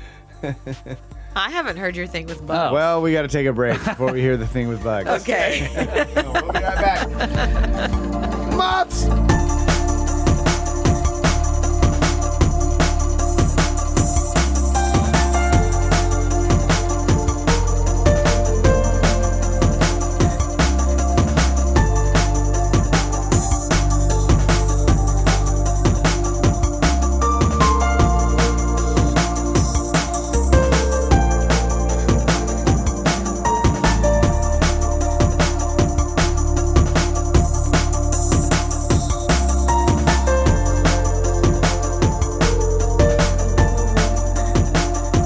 Anything that eats bugs is a friend. Even bugs. Any bugs that eat bugs are friends. Anything that eats things that eats bugs are not friends. That's how I look at it. Here on Okay. Brothers of the Servant podcast. Okay. So your bug thing is that if it eats a bug, it's If it eats bugs, it's a friend. okay. Yeah. Spiders are friends. Okay. Dude, that reminds me. So my wife is horribly afraid of spiders, and for the longest time, Russ had this giant spider in this giant net hanging. Curtain. Like, yeah, like in front of the sliding glass door to get into his place. Yeah, her And name we'd was go out Curtain. we'd go out there to visit. And my wife, the first time, she was like, "Oh my God!" And Russ was like, "Don't you dare kill that spider." I would remind everybody to duck when they Yeah. went in the door. Yeah, her name was Curtain. Spider didn't bother anybody. That's right. And she actually learned to fold up her nest during the day. So you would, at night, the web would be unfolded and covering the top corner of the door. And then when the sun came up, she would pack it all in up into the corner up there. Really? Yeah. So it would be interesting to see if you can read about, do those spiders do that, or did just this I don't spider know. do it? That's a good question. She got Because if tired of she- people well- tearing it up. Yeah, I guess. Or Well, maybe I always she try to hung remind people to duck. Yeah. Well, she hung around long enough. She heard you. Yep. She sensed you, maybe. Yep, She's and I like, talked to her. I'm going to... Well, you did talk to her. Yeah, I'd come out and I'd see her pack. She had the whole web packed up, and she was hanging out up there in the corner at the top of the door. And I'd be like, "Hey, Curtain," you know. And she, like when night came, Hey. she'd unfold that thing, this beautiful web in I front of think the she door. would spin a new web. I don't think they unfold. Oh the no, web. she totally packed it in and unpacked it every night. This would go a lot towards this idea that we can speak with critters if this is going on. Russ. Yeah, She's Curtain was really- great. I'd feed her every once in a while if I found something. That's cool. I'd toss something That's really into her- cool. We've into had her some. web. There was down also here by the door. a tarantula that showed up there that I like Yeah. became friends with. That's like I right. let it crawl on me. And Yep. It was like, Yep. wow, this thing's actually really cool. Yeah. And I've never had the guts to do that ever again. But I did it that one night. Yep. And that thing was like super cool. Yeah. Just hung out. I don't know. Yep. So yeah, how did that come up? We were Well, talking. We were talking about spiders that Laura eat made the birds. point that maybe there's a bunch of different types of aliens coming down and causing all different types of occurrences and Yeah. spiritual things and things to happen to people Yeah. because of their different way of causing those people to have experiences or their different way of relating. And so my point to add to that was just that I have very different experiences with different animals, you know, the different animal species. Mm-hmm. It doesn't feel like, you know, having a relationship with a cat or a praying mantis feels Yeah. nothing like it does with a dog. Right. Yeah. Like there are different levels of connection there. Yeah. Yeah. So I was just trying to make the point that like maybe like I think it's a good point that we could be dealing with a lot of different entities. Yes. And then could that, you know, I tend to lean towards that we're all spiritual beings, like almost like panpsychism, like that there's that everything has its spirit. I love that too about the Native American culture. Yeah, and especially like so, if there's an alien being and it's alive in the universe, it's going to have a Yeah, and so you're going to have some kind of yeah. that type of connection with it. As Kyle was saying, you know, that feeling. Mm-hmm. So, Do you think they know that they're causing or seem to have been causing like major and minor religions all over the planet for the past 10,000 years? yeah, that Yeah, I don't That's- know about that. I mean, if they have the technology to come here and do stuff and leave, then probably they might have an idea. I would imagine. Yeah. Well, and the nature of at least Unless some of them are just animals. You know, they're like animals. They don't have a big game plan or long-term intentions, but they're just doing what they do. yeah, that's true. Yeah. You know, like I don't feel like the cat that wanders over here that's feral that, you know, comes to like eat some food at night that we leave out for our cats has some type of agenda to have an effect on us. Like, no, it's just, I it mean, just how- came how down do you here. know? Yeah. Okay, I shouldn't have brought up a cat. I mean, I don't like the way yeah, he yeah, looks. I feel like he's cats. got different plans. All right, well then, you know, the snake that I see in the garden. Yeah. He's definitely got plans. God damn. I understand what you're saying. And it Like it that they actually have kinda- that they have an effect on us But that was not their intention. Yeah. Yes. That's all my point is. Like the deer, for sure. the snakes, they probably did intend that in effect. Yeah. Right? They show up intending effects on people. That's right. Check it out. I got no arms and legs. Shedskin Bale. We saw When they leave the snake skin by your front door, that's on purpose, though, right? That's just I was here. You're like, oh, you have an underside to your house. I'm going to go here and shed a whole bunch of skins just to mess with you. To mess with you when you come under here 5 years from now. Yeah. What were you going to say, Watcher? It raises an interesting question, though, is like the change in the experience over time, right? Like now it's extraterrestrials. Earlier it was angels and demons. Is that due to our changing frame of reference or their cognizance of what we're going to interpret it as? Yeah, I don't know. In a lot of places, it's still viewed as ancestors or, a spirit realm thing. It's specifically like, I guess, westernized cultures. I don't want to make a huge broad brush here, but in general, the Western civilization cultures are the ones that view it more like aliens. But there's plenty of places in the world where it's still ancestor spirits, and it has been for a long time. I don't know. I wish I knew more about. If it was, I wish I knew more about aliens. Yeah, that could be true. Like, it could be. They ancestors. are ancestors. Yeah, I wish I knew more about how this was viewed in the East. I know some people do know more about that, but it's just like. And then I guess the Native Americans, for them, it could be the spirits, but it could also be ancestors. So I don't know. But then again, you don't really know what they were dealing with either. Was it something different? Or once again, can we lump all this into the same general category? I think we can if we're saying the category is extraordinary experiences that are outside of the normal realm of what you encounter in the natural world around you. But even that, some people would argue with and say, well, this is part of the natural world. Yeah, that's the issue we get into by using the term spiritual realm. Yeah. Which we've made clear is like, I think if we're going to accept that there is one, then it's just our realm as well. Yeah. I mean, that's just the world we live in. Yeah. It has and supernatural, multiple that's layers. the problem with that. Yeah. Yeah. Yeah. But I mean, we could broaden this whole idea too to include the stars and the planets and the sun and moon. They have spiritual effects on people. Yeah. They have on me.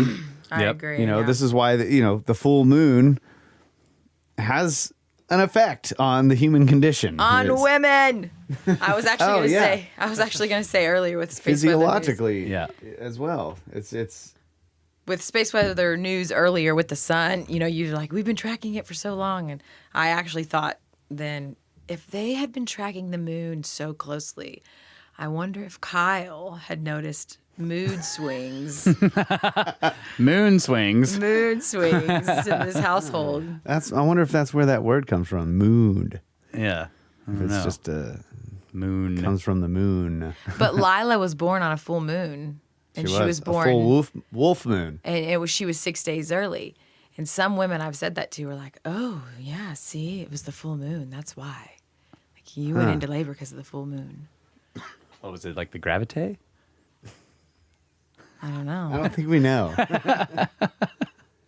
But that's So you're making the gravity doesn't change whether it's full or not. I'm just So the etymology of lunacy Yep. is actually related to the moon. Yeah, of course. However, sorry to say, guys, mood, Germanic from Old English, mod, Dutch, moed. Yeah, it was a reach, babe. German I didn't think that mud. one was going to match up either. So okay, that's fine. Mud. But it still yeah. sounds very similar, and these are things to consider. Oh yeah, definitely. There are very strange connections in language in many cases where the word sounds so much like another word. And I've done this too. I look up the etymology to see if there's any connection, and I can't find anything. But it's like, okay, well, do I accept that as a coincidence? So interestingly enough, the origin of the word moon, Germanic, Old English via Dutch, so it follows the same path. Okay. Yes. Yeah. So there you go. Is there a mud connection? I bet if the moon was wet, it would be muddy. And then there's the whole women are from Venus, men are from Mars. I guess what assholes are from Uranus. What Yeah. Yes, that's also true. That is also true. My point is that those things also have an effect, like we were talking about, the same type of effects that animals do or that can. And scenes in nature. And that aspect, the cosmos has definitely had and been a source for many untold spiritual experiences amongst people. Yeah.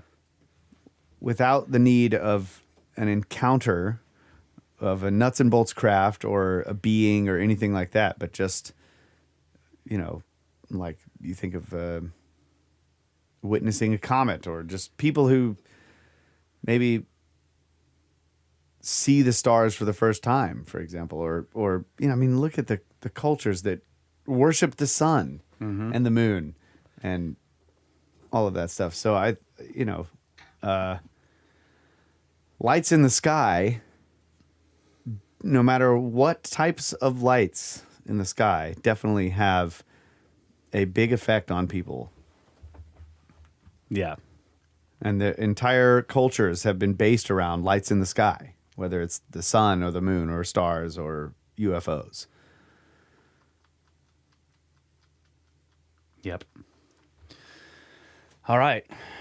Well, we spent 2 whole segments talking about that email. I think we can move on. But I was just thinking that I think one of the most powerful animal encounters I've ever had was with that big cat. That was really intense. It came up to the house, basically, real close to the house, and took a deer out at the feeder up there. Wow. Yeah, like I a remember you mountain telling lion? me. Yeah, it was a mountain lion. And there's tall grass out there, so the grass was, I don't know, for people listening, the grass is maybe 1.5 feet high in that area. So I come walking around the backside of the house, and there's a feeder set up that just goes off and feeds the deer twice a day. And so we can see them come up and eat from nearby the house. And I came around, I was the only person there. I came around the side of the house. It's a trap. I came around the side of the house where I could see the feeder, and I saw like deer legs sticking up above the grass, and they were kind of flailing around in the air. Oh, man. I'm sorry, I'm laughing. Your fingers. Yeah, that's what they were doing. And they're flailing back and forth. And I'm like, what? I thought a deer was having a seizure or something. Okay. So I start walking towards it. I'm like, what is that? And then this gigantic cat head Oh my gosh. pops up with the deer's neck in its mouth and these giant golden eyes just staring at me. And I froze instantly. Oh my gosh. And I was like, put my hands up like it was aiming a gun at me. Basically, it was so intense, that stare. Wow. And I just backed away slowly, and I was like, you can have it. I'm leaving. And just kept backing away, and I went around the corner facing it the whole time, and it just stared at me without moving with that deer in its mouth. Wow. Yeah, it was pretty intense. So I wasn't being hunted, but there was this gigantic, intense feeling of threat Oh, yeah. from that. So, and it was You saying incredibly back away powerful. made me think about how the servants or just anybody the king and queen's subjects, they back away. Oh, yeah. Bowing. Back, back away, bowing. Never Yeah. turn around. Maybe. Yeah, you You kinda? don't turn your back on them. Right. Yeah. Yeah. Yep. Okay. Next They email. learned it from cats. Don't trust them. That's right. I like Byman's thing. I don't trust any dog. Like it doesn't even matter. He's just like I just don't trust dogs. Okay, this is from James. and it's called Your Snake Boot on the Ground. Snake Bros. I am a huge fan, having followed the traditional snake route from Joe Rogan that I won't repeat. I started by scanning through your archives and choosing episodes with titles that piqued my interest. Then I realized just how awesome all of your episodes are and made the easy choice to listen to them all from the beginning. Wow. Currently on episode 30, and brain expansion is nearing critical levels.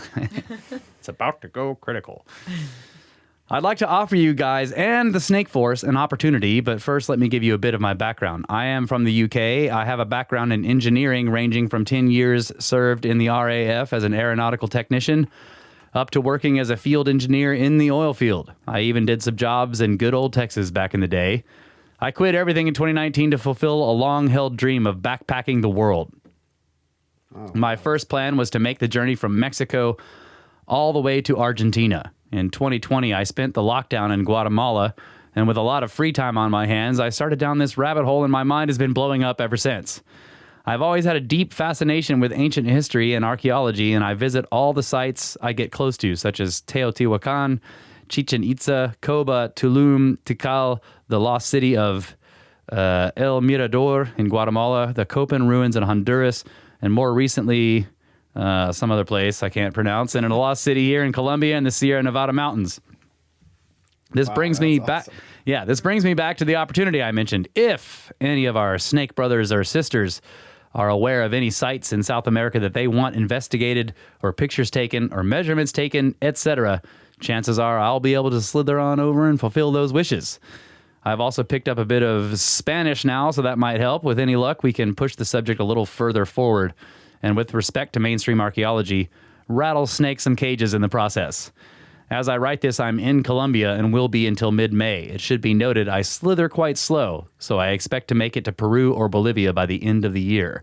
Thank you so much, Kyle and Russ, for making this wonderful podcast. You're ready and able. Snake boot on the ground from James. Snakes! Wow. Snake boot. Just one boot. Just one boot on the ground. Thank you for writing to us from around the world. That's great. Snake boot. Just one boot. Yep. That's really cool, man. And he sent a follow-up to this. Let me find that, because he joined the Discord, and he wanted people in the Discord to know that they had the same offer, if I can find it. While you're looking for that, episode 30 was the interview with Jeremy Figgins. Ah. It was a great episode. Yeah. I remember it well. Yeah, he says, just a quick follow-up to include my Discord in case anyone wants to contact me to investigate something, because that might be useful. So he's in there as James Backpack Trader in the Discord. So yeah, man, sounds like you're visiting all the cool sites, but if you get down to Bolivia, I'd love for somebody to get some good updated pictures of the Samaipata megalith. That would be cool. Or is that in... Maybe I'm thinking of the wrong place. Is that in Brazil or Bolivia? I had to have Watcher look that up. Yeah. But yeah, obviously, just pictures of the interesting stuff that you see would be great. We're also tentatively planning a recon trip to Mexico to go check out. That's right. Pyramids and sites that we might be able to set up like an awesome tour. So yeah. If you followed Ben with Uncharted X at any length and watched his videos on, he does a really good job kind of showing what types of stonework are pertinent to the precision technology. So if you see anything like that in your travels, in Mexico, whatever, if you have any pictures of stuff that looks like incredibly flat surfaces on very hard stone, things like that, man, tell us about it. Send pictures and where we should go and look at that kind of stuff, because I kind of want to... Yeah, any kind of anomalous stonework. Yeah. And nubs. Nubs, of course. Nub pictures are always welcome. I want to look at Central America, Mexico with through that same lens that many of these authors like Chris Dunn and Graham Hancock and all that have basically cataloged in ancient Egypt and other places. Like, are there any off the beaten path sites in Mexico that are just not really talked about? Because one of the things that happened in Egypt was we'd go to these places. There were no other tourists there. You know, we're the only people there. Yeah. And it's just to look at one chunk of granite. Yep. It's like somehow incredibly precisely cut. Yeah. So I can imagine that there would be places like that where in all of the areas you're going, potentially. So yeah, look for those. And if you find anything interesting worth doubling back on or looking into further, send it to us. Yeah. And you can always post pictures in the Discord. People would love to see your travel pics and the places you're going. Like, even if no one's asked, and whatever pictures you already have, you put them in there. People would love to see that stuff, and they'll all comment. It's great. And yes, the Samaipata megalith is in Bolivia. So, one thing that I would think would be interesting to see is, because I've never heard it related to the structures there, but a couple of episodes ago when we were talking about like the megalithic foot. Yeah. And, like whatever the name of that 12.4 inch, like these astral related lengths, if they're present in those ruins also. Like the fact that the platform at the, where was it in Greece, of that it's exactly 1 arc second from end to end. In Greece? Yeah, it was like the... I don't remember. Was it in that story we did on the it was. Unit It of was measure? like the... not the Parthenon, but the... it was the platform of one of the famous Greek monuments. But it's 100 feet, 100 Greek feet, which turns out to be exactly 1 arc second. Wow. And so, like, those types of measurements, like, you have a great memory there, watching. Not quite great enough. I can't remember exactly. No, that's pretty good. That's pretty good. Give me a second. I'll find it. Okay. But yeah, of course. Any stuff like that, bust out your tape measure, oh boy. Measure everything that you encounter. Yep. And Yeah, send us any always- significant measurements. Always send pics. Always. Okay. This is called Personal Experience Regarding the Book of the Gosh Darn It.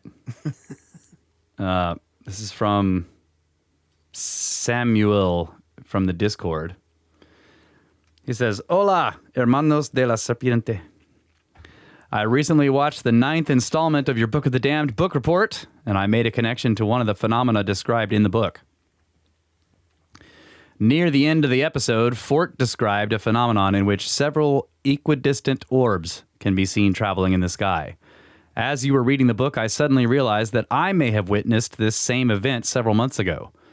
About a week or two before Christmas last year, my parents and I'm 17, so we attended a Christmas-themed event. It was dark outside, 6 or 7 o'clock, and we had just gotten out of the car when I looked up and noticed 5 or 6 white orbs in the sky traveling relatively slowly and perfectly spaced from each other. The distance between each orb was exactly the same, and the speed was too slow to be a comet, but too fast to be a plane or some other flying object. I told my dad he too saw the orbs. At first, we thought they might have been fragments of a comet, but I quickly brushed off that idea for reasons aforementioned. I then thought it could be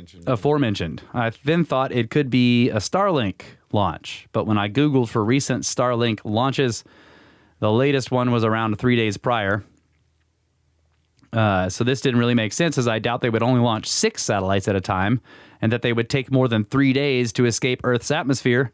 But this explanation was sufficient enough for me to forget about what I saw and continue on with the festivities. But while I was listening to your latest episode, I suddenly remembered the event and was in disbelief that what I saw matched the reports in the book from over a century ago. Not only were the orbs I saw few in number, but they were also perfectly equidistant, traveling too fast to be a comet, but too slow to be anything else. I think you mean too fast to be a meteor, right? Comets are slow. Yeah. Generally. Like something, in other words, he's saying too slow to be something entering the atmosphere, or too He's saying- fast? Okay, now this time he says too fast to be a comet, which is right. Before he said too slow to be a comet. So maybe he meant too slow to be a meteor, but this time it's too fast to be a comet because like a comet would just be sitting there. Right. But too slow to be anything else and seemed to be traveling along a perfect path. And I saw the orbs in December, while I believe Alexander Graham Bell saw the orbs in October and others saw them in September. After watching your episode, I looked up an image of a Starlink launch and realized that is not what I saw. Not only were the satellites plenty in number, but they also failed to be equidistant from each other. Do you think the phenomenon I witnessed and the phenomenon described in the book are one and the same, or did I witness something entirely different? This was in southern Arizona, if it helps, and I do not know in which cardinal direction the orbs were traveling. P.S. I realize Kyle does not read these, but rock on, Kyle. Thank you, buddy. Sincerely from Samuel in the Discord. Snakes! Yeah, Laura, didn't you see, you saw like a series of moving satellites? Like I think I saw the Starlink. What? Describe it to us. It's the bright white dots in a line, spaced out. I think it was kind of evenly spaced out. I called you first, but you didn't answer, so then I called Ty. How many of them were there? Maybe 8 or I don't know. This has been a little while back. Yeah, This it was has a been while back. But I called you first, you didn't answer. I called Ty, and I was like, dude. Bro. I called Kyle, but he didn't answer, so you're the next person that I call. You should feel really great that I'm a really good friend like this. I'm trying to tell you something serious. I think I just saw like a UFO or something, bro. And I explained it to him, and he's like, no, that's Elon Musk's Starlink. Oh, so Ty's the And I was like, leading scriptard. Yeah. I was like, oh, okay. Yeah, but describe to us what did they appear like? Did they look like stars? Like a little pinpoint of light? Yeah, but they were brighter and bigger than stars. But would you call them orbs? Because I think what he's saying is that they were... That's what I was trying to get at. Like, No. he's saying orb. Well, Yeah. he's An saying orb- it, but then he said he looked up the whole Starlink thing, and then Yeah, but he was talking about a launch too, because Yeah. I think I've also seen the Starlink, and I mean, it moves kind of slow. They're all together. They're bright. I guess orby. but They they're could not be brighter orby. than like a planet, right? They're like Maybe the same. okay. I wouldn't describe seeing a planet in the sky as an orb. Yeah. Like to me, an orb would be more. It has a visible disc. Yeah. But Not you've just seen a- the Starlink. Not just a bright point. You've seen the Starlink, though, is what you're saying. I think so. Yeah, because Yeah, I think I've seen 'em, yeah. I've seen what I would if I just saw one, I would think, okay, that's a satellite. Like it's a pinpoint of light, similar to a star, but it's in motion across the background stars. And then there's another one that's moving in the same direction that's slightly separated from it. And then there's another one, right? And I've seen multiple of them moving across the sky at what seems like fairly equidistant. Now, obviously, I didn't have a sextant or something to measure the distance. These obviously look like they're in a line, like they're like somehow attached or something. You know, these obviously look like it's a straight like dot, dot, dot, dot. Oh, you saw them in a moving. line, and the whole line was moving. Yeah. That's Okay. what Ty told me was the Starlink. Yeah. All right. So So it was a group of dots all moving together, and they were equidistant. in a line. Yeah. Yeah. Okay. Not orbs. Right. Yeah. So if by orb he means something with a visible disc, Yeah. then it's not Starlink. Yeah. As for the question of do we think that it's the same thing that Fort was describing in his book, of what these people saw or what they were reporting, I mean, Matt, there's no way to say whether it's the same thing, but it sounds like a similar account. That doesn't mean it's the same To thing. be a good intermediatist, it's probably not the same thing. But it also is. But it yes, also is connected. This yes.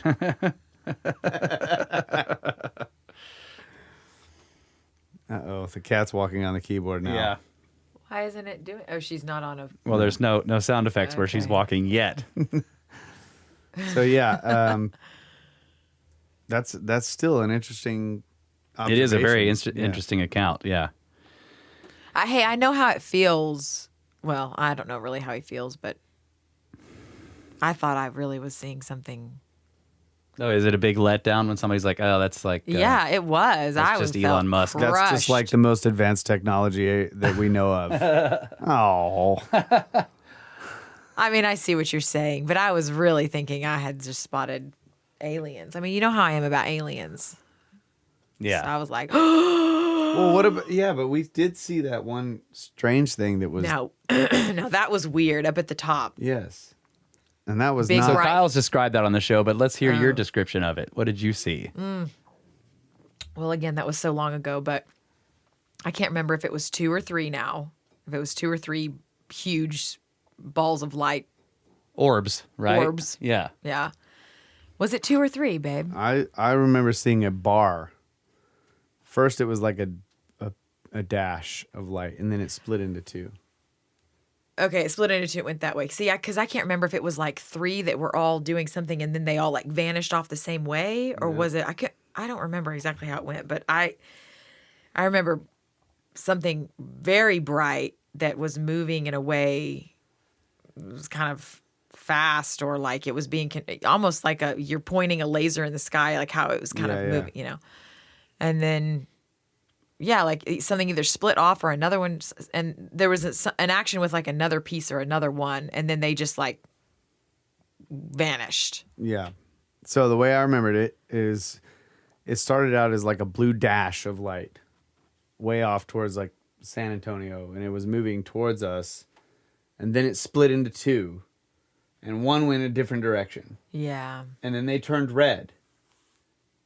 Yeah. They started out as blue, as a blue dash, and then the dash split into 2, and one went like almost at a right angle, like almost like straight up, and then they turned red and vanished. Does that sound familiar? Yeah. You remember No. it Yeah. I'm saying, differently oh now? yeah, because yeah, that sounds familiar. Okay. Well, I've never seen an orb.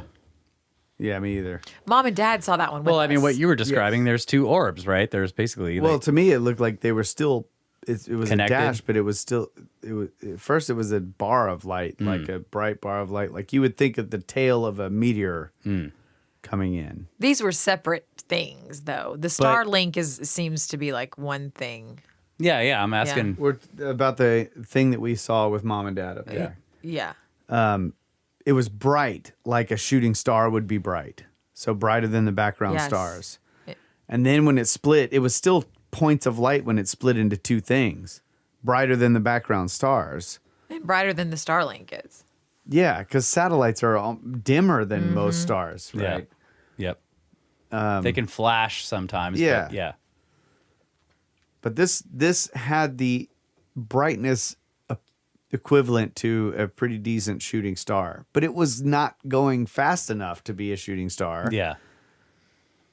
And the way it traveled was odd to a shooting star, because a shooting star doesn't like come from one horizon and get high in the sky. Yeah. You know what I'm saying? It was strange. Yeah. And it took too long. And it got brighter as it got closer. Well, you know, shooting stars that like come in and don't seem to move very fast, but keep getting brighter and brighter, are actually just coming straight at you. Yeah, this thing was moving Right, it was- clearly across the sky. Yeah. Okay. It was moving across the sky. From east to west. In the northern part of the sky. Yeah. So it was and the motion was fast, too fast to be a plane, Yeah. but it seemed much too slow to be a shooting star. And then of course the way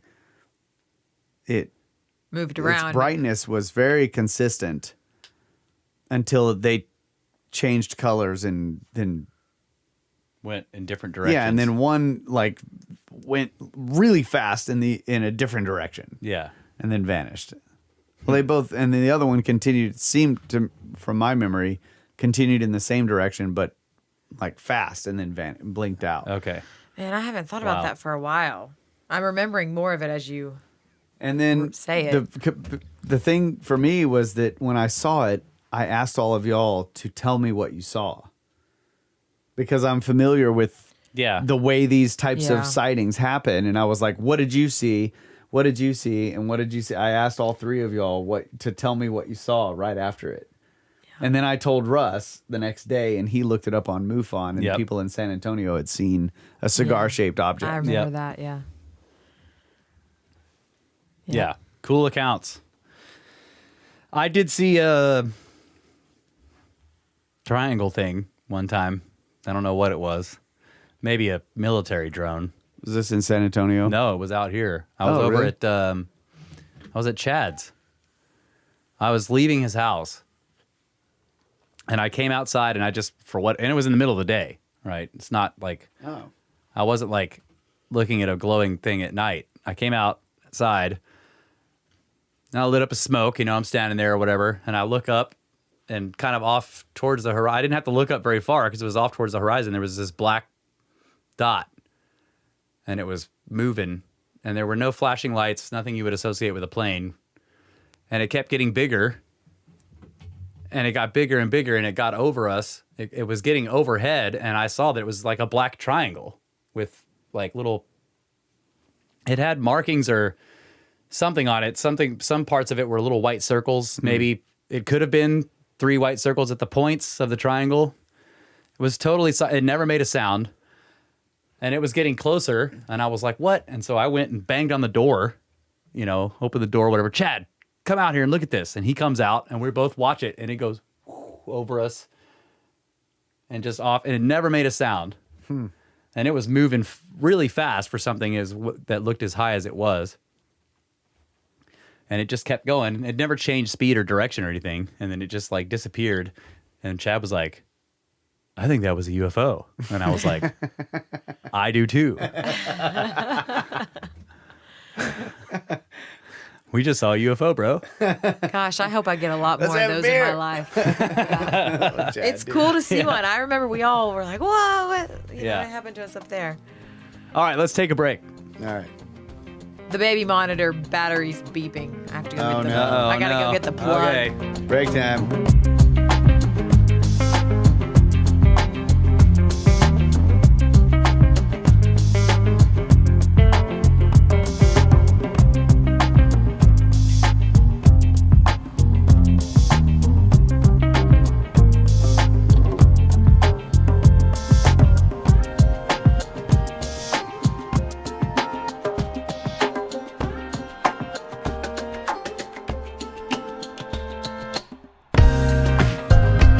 Back, ladies and gentlemen, for this freeform show, episode 240 of the Brothers of the Serpent podcast, and Snake Wife, Snake Sis in here.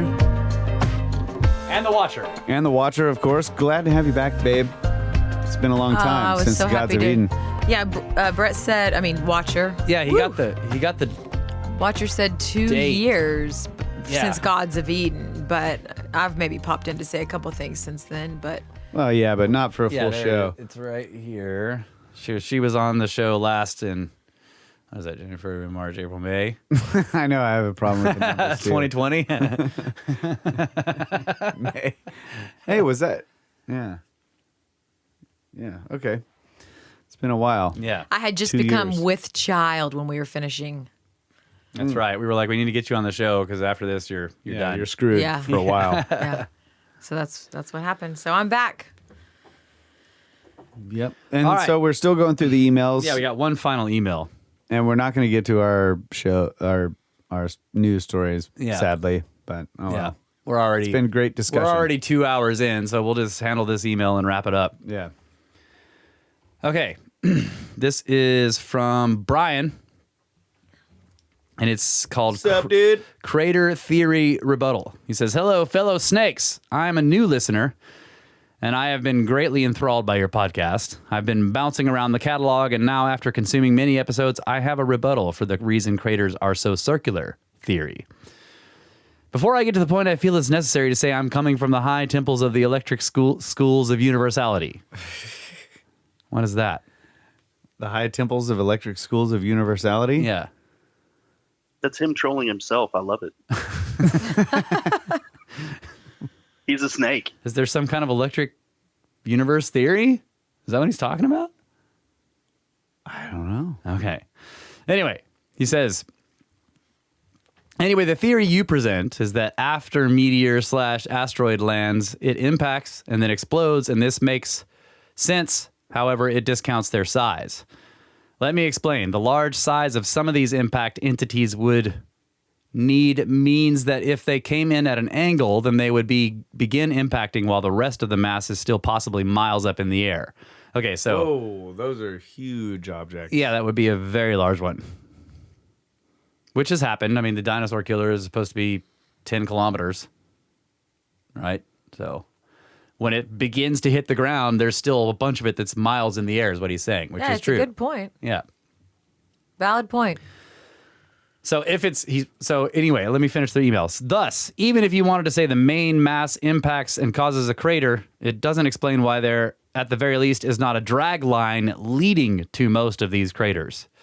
Just some thoughts I had on the subject. Now I must get back to brain expanding. Sincerely, from Brian. But the idea is that it explodes, right? I mean, that's what makes ultimately what makes the crater. Right. So from a very large what he's object. trying to say is that because some of these objects are very large, which would make them tall, and then they come in at a low angle, so they have a lot of... Yeah, there should be some drag or something like that. Yeah, but when they're that big, the explosion is so enormous that it erases any drag line.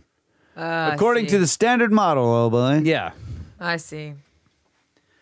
But yeah, the explosion that happens and the shockwave and everything going out is so massive that it results in this big bowl that basically just obliterates any trenches that it's digging or whatever. That's the idea. Yeah. Now, whether that's the case or not, I don't know. But since he's coming from the electric universe idea, I think what he's talking about is this is part of the reason why. Because, there's this whole, why aren't some of the craters ovals if they come in at an extreme angle? And the argument is that, well, it's not the impact that makes the crater, it's the explosion. Mm-hmm.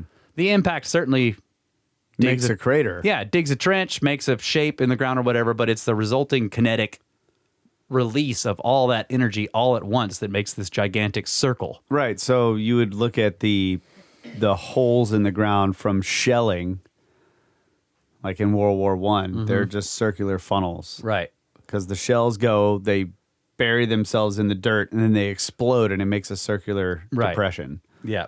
And it doesn't matter what angle they come in at. Right. Because those were changing all the time. Mm-hmm.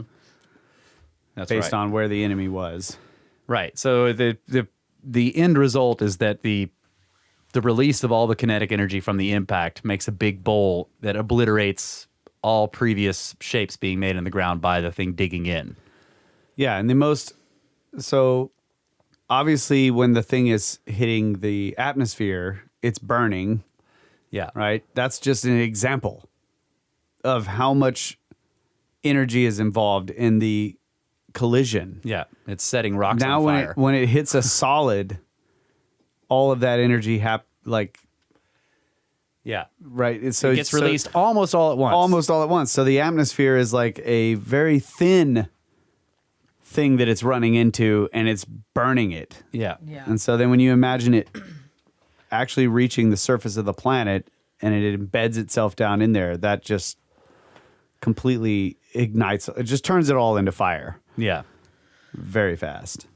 And it's pushing in front of it a giant shockwave as well. Yeah. And I would imagine, too, that you'd have not only a shockwave in the atmosphere from the collision, like you would think, but a ripple in the crust, right? There'd be like a shockwave going through all of the Earth. So there would be intense volcanism, I'm sure, with an object that was miles tall. Yeah. And Brian, you are correct though. There are oblique impacts that do have a trough or a trench that leads up to a circular or even an ellipsoid crater that then has a unique ejecta splash, because these objects come in at such a low angle that they actually don't ever fully impact.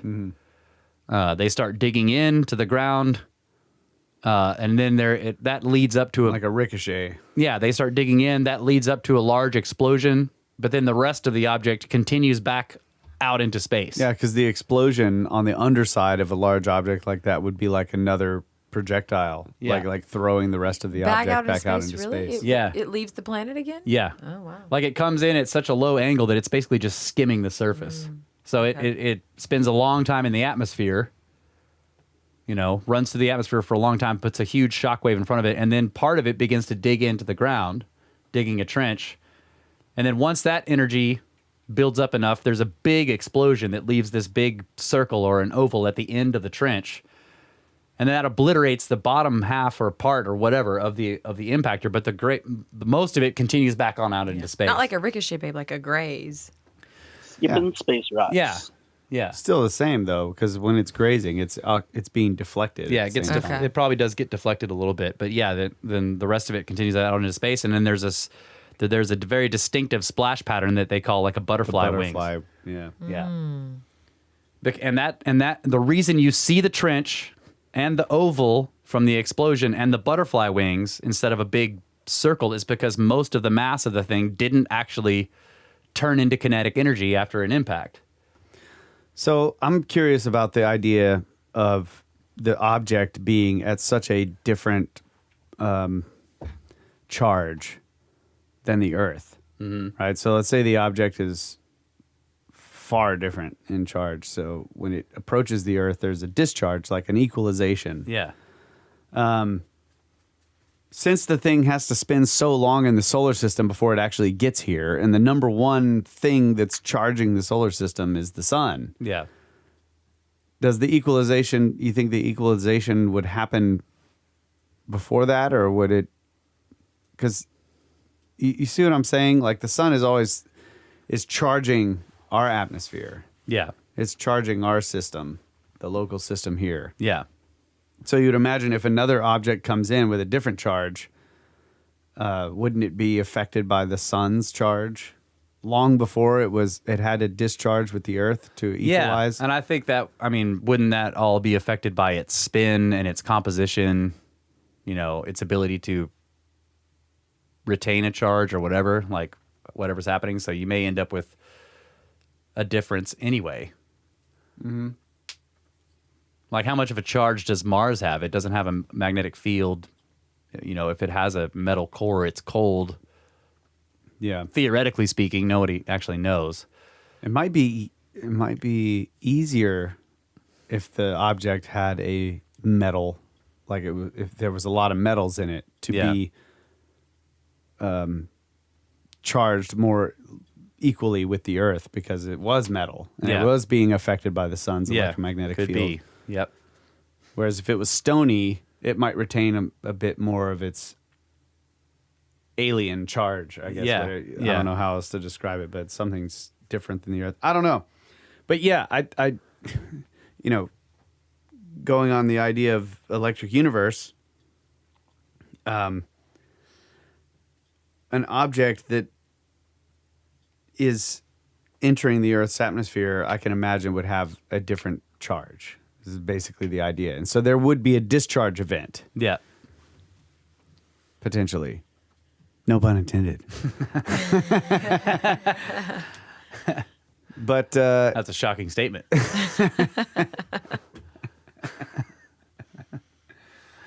I'm just thinking that if we're going to get rid of the idea of these objects causing the craters, where is the electrical discharge coming from that causes a massive crater? Yeah. There has to be a source for that energy. So, I guess I'm curious about that. Does the electric universe think that it's caused by solar outbursts? Oh, Or is I it don't know. always like bodies approaching from space that have a discharge event? In other No, words, I they don't- don't ever impact. They just No, I don't think that they. I think that the idea is that these are actually like lightning bolts and stuff. Yeah. That do this. yeah. as What's opposed to objects. Yeah, and what's the source of the? Yeah, what's the source of the energy? Why does it discharge? Yeah. Like why is there, because that discharge requires an equalization of potential energy, right? Or charge. It's an equalization of charge. Like one object is charged more so than the other. Yep. That's what we notice here. Yeah. So there has to be some reason why there would be this big arc. The two are very different. Yeah, they're in terms of potential energy or potential electrical potential. So they need to equalize. Yeah. And the difference is so great that the arc is You can like cross the gap. The arc becomes the path of least resistance to go across all of this resistance. Yeah. Right? That is actually, like when you see a lightning bolt, that is the path of least resistance, even though the resistance is so ridiculously great between these two charges. Yeah. That it overcomes that resistance to equalize. So if it was coming from outer space, this would be an incredible difference in charge. Yeah. That would need to overcome all of that resistance. That's a good point. So I'm just curious, what is the source of that? And if it is the sun, then why haven't we observed it, I guess? Like, why isn't there direct observation of that? What do you think it is? Well, I mean, I think that these craters are created by objects that are falling in from outer space. And I'm not discounting that they might have different charges and that there may be electrical discharges in the process that may even, with extremely large objects, contribute to the amount of energy that is basically displayed by that encounter. Yes, it contributes to the total energy energy involved in the entire event. Yeah, that's what I mean to say. Thank you. But it's hard to imagine that all of these craters are some other thing when I myself have witnessed the fall of multiple objects. You know, they burned up in the atmosphere. I never saw them hit the ground, but I see them burning up in the atmosphere, and those don't look anything like electrical discharge to me. They look like something burning. Yep. And falling. Exploding. Like the Chelyabinsk thing. So I guess that's my question. If we know for sure that there are objects out there that are falling towards the planet, most of them burn up before they ever hit the ground. A few of them have been known to fall and create craters. Why are we trying to come up with a new idea that explains circular craters where we don't have a source for the energy? So that's just my I'm gonna get nailed to the wall for this. No. It's okay. I would say that if we didn't have another explanation for the circular craters, then the exploding after it's embedded itself down in the ground. Yeah. It explodes. Like if we didn't have that explanation, then and the best theory we had was that these were giant electrical discharges. The question wouldn't be the question would be where's the energy, but it wouldn't be a critical question. It would just be like, how we need to find out what the source of the energy is. Yeah. You see what I mean? And what do you think the source In of other words, the energy is, babe? Well, that's what he's asking. In the electrical discharge example, I mean, the best case scenario would be the sun. So how is this happening? Like, how come we haven't observed small ones? Like, when we do observe small ones, they're actually rocks. Yeah. So why haven't we observed small ones that are just electrical discharges from the sun creating craters? It's the big ones. Do lightning bolts create craters? That's another question. I've not ever walked to the spot where in a lightning. I need to call Kamak. You know. Yeah. He had a lightning bolt strike on the beach where Right, he was, and he almost died. I need to ask him if there was a circular crater. There was definitely a fulgurite. I mean, I would almost assume that lightning bolts would create circular craters. Yeah, it seems like they would. Otherwise, why would the electric universe people think that Larger craters would be created by giant people lightning who bolts. have looked at the spot where lightning is struck. Watcher, please- help me out here. Please, someone let us know something. I'm going to get nailed to the wall so hard. Well, Well, it's a good email and it's a good question. And I think that, to me, I just say, yes, there are craters that do have trenches leading up to the circular depression. They're a specific kind of impact known as How do you oblique. explain that with a lightning bolt? Yeah, they're a specific kind of impact known as oblique. They come in at a very low angle and they do leave a trench, and they don't leave a giant circular crater because they didn't fully impact. That's the idea. No one's ever seen this happen. But you can look it up. Oblique impacts. They have them on the moon. They have them on Mars. They're very distinct. There's basically a trench leading up to a big oval, and then the oval has a splash marks going away from it like a moth's wings to either side. And the leading idea is that this is a very low angle impact where the impactor does not actually fully embed itself into the surface, and most of it continues back out into space, and it leaves this distinctive mark. So you have a really cool item, a gift that was given to you. That is a. Oh yeah, Describe this thing. it's a clear.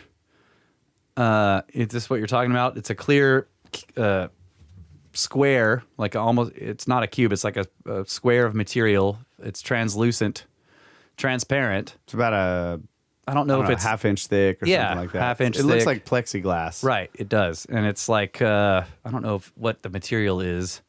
I don't want to say the wrong stuff, but it's just a clear, transparent material. And a very powerful electric charge has been sent through it, and it leaves the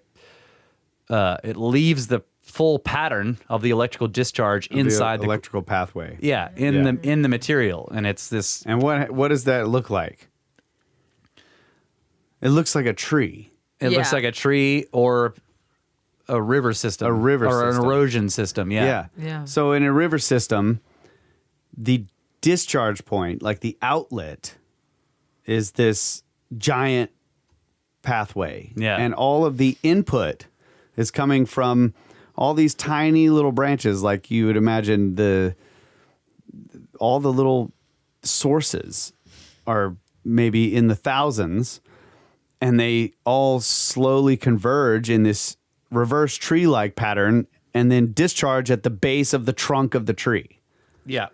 Whereas with lightning bolts, like the way we see them discharge from the sky, it's the other way around, Yeah.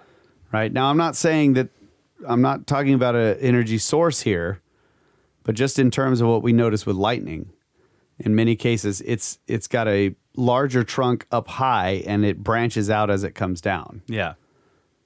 He's That's got right. pictures up there. Yeah. Watchers posting He's got pictures another picture of above something. Yeah, so the first one is a lightning strike in concrete, and the second is a lightning strike in a field of lichen, which is kind of more representative of the pattern I think Kyle's talking about. Oh wow! Look at that. Right. And Okay, that's not concrete, bro. That's asphalt. Asphalt. So okay, that's crater-like. it's crater-esque. So he's got a lightning strike on a road, Yeah. basically. On a black top. It tore up the road. And it's definitely kind of Doesn't like have a central peak. Right. It's not exactly circular. Well, it's kind of circular on that side. It comes to the back, kind Yeah, of gets it's flat. arcuate. Yeah. It does look like a spaceship. But it looks like a crater, kind of. But that second picture is the one that blows Yeah, me that's away. cool. Yeah, So so that you- has the Whoa. tree patterns going out from the impact site or whatever. Yeah. Yeah. I don't see a crater there. I just see a circular, like it looks like a bunch of trees growing out of a central Point. point. Very beautiful and interesting. So yeah, as I'm wondering if like a giant lightning bolt coming down from the sky would branch, right? Possibly. I guess if it was powerful enough, it wouldn't need to. Yeah. But you do see some that just branch out and they just keep getting thinner and thinner and thinner as they Yeah. go down. But of course, those are weak ones that would create craters. Yeah. But you would imagine that you might see that type of that if it was strong enough to be just like a solid bolt nailing a single spot, that the branching would then happen in the earth Yeah. as it was like seeking the path of least resistance to equalize. Yeah. It would branch out. So we might notice that in a crater, like say Meteor Crater in Arizona. If they excavated there, they would find this like branching pattern. Yeah, there would be a giant fulgurite beneath that A thing. massive fulgurite in a branching pattern. Yeah, fulgurites represent the Crystallization of the materials. Yeah, melting and recrystallization of the material in a branching pattern. So it seems like this idea would be testable. Yeah. Has anybody excavated or dug into craters like that? Yeah, they dug into Meteor Crater and found a giant ball of iron nickel. Oh, yeah, that's right. They did dig into that. Yeah. Or nickel iron. What Yeah. is basically Space steel. space stainless steel. Yeah, I've been there. I've seen it. You have. Yeah, I forgot that they like dug in there to. Yeah. So I don't know. Yeah. Not saying I know what's going on, but I just have questions. Yep. Some of them might be giant lightning bolts. Yeah, it could be. I just think that most of them are probably big rocks.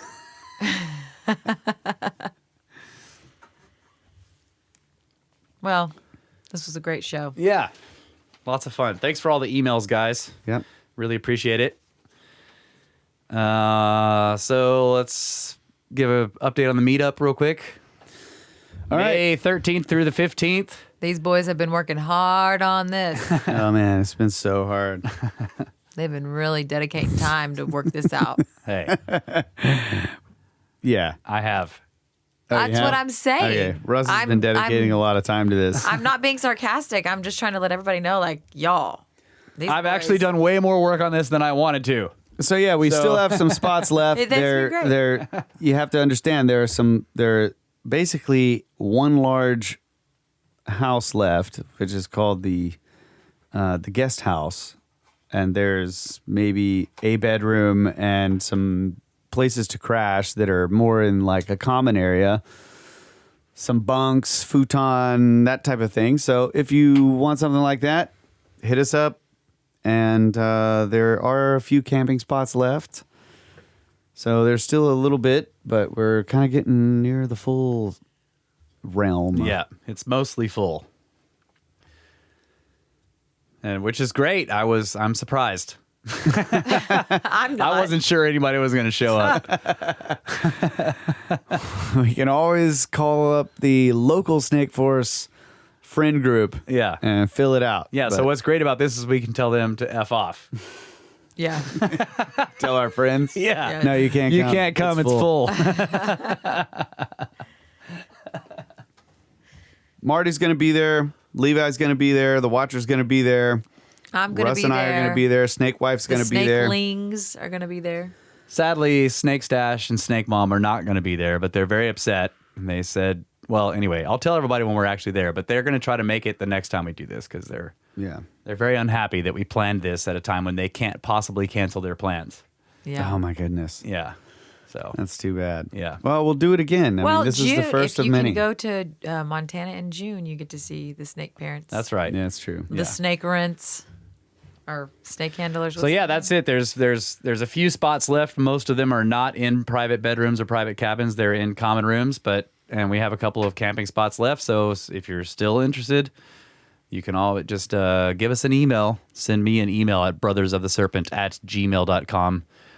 You can also email us there for anything else, just to get a hold of us, talk about the show, give us your thoughts, like the emails we read on the show today. We love them. I do read all of the emails. I can't read them all on the show, though. But if you send one in, it might get read on the show. You never know. Yep, and I'm looking through here. We got let's see.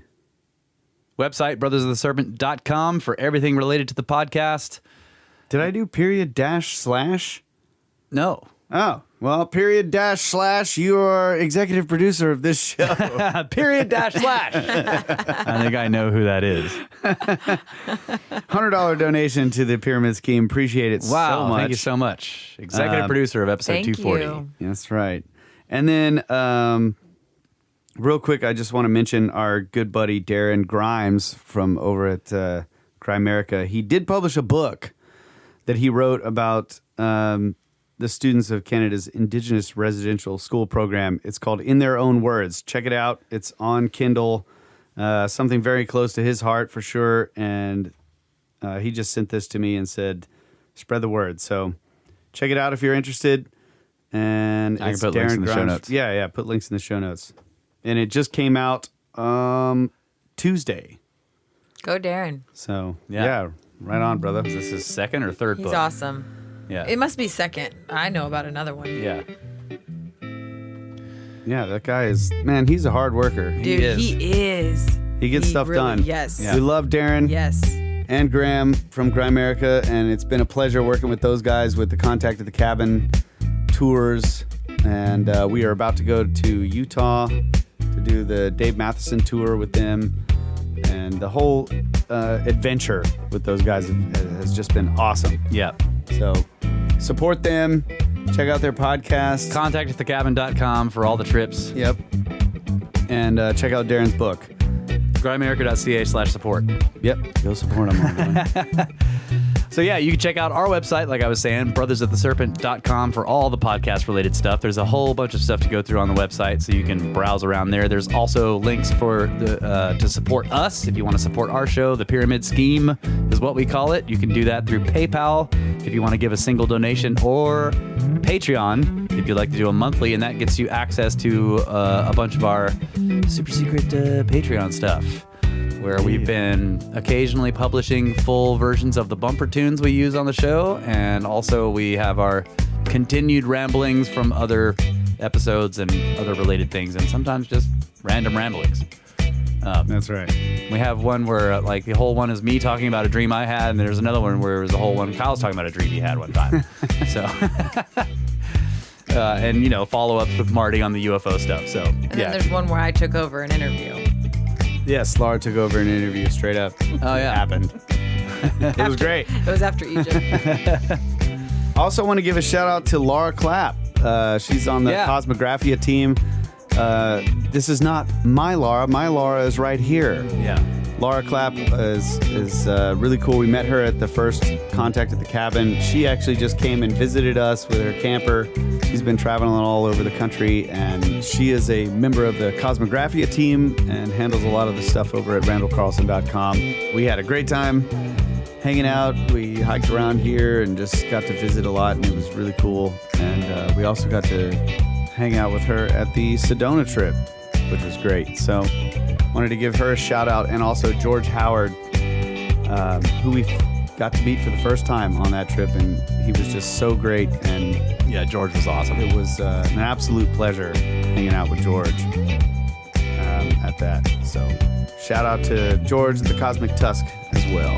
And Laura, I had a great time with you, girl. Yep, they lard it up. Oh, we lard it up. And she found her first artifact. Yes, here, I it was think. great. I absolutely loved having her here. Yep.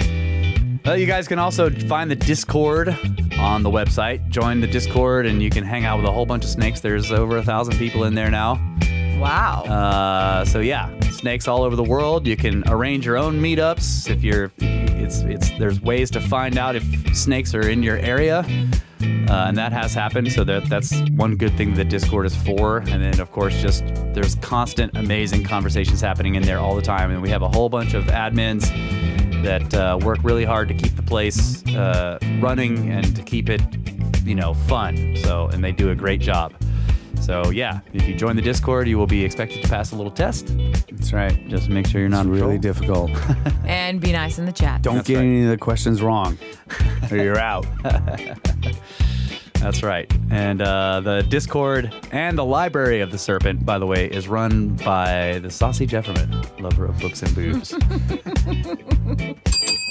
Oh, you woke the cat up, man. All right. Yep. We love you. Always have. Always will. I love you the most. Good night, Adamu. Get back to work.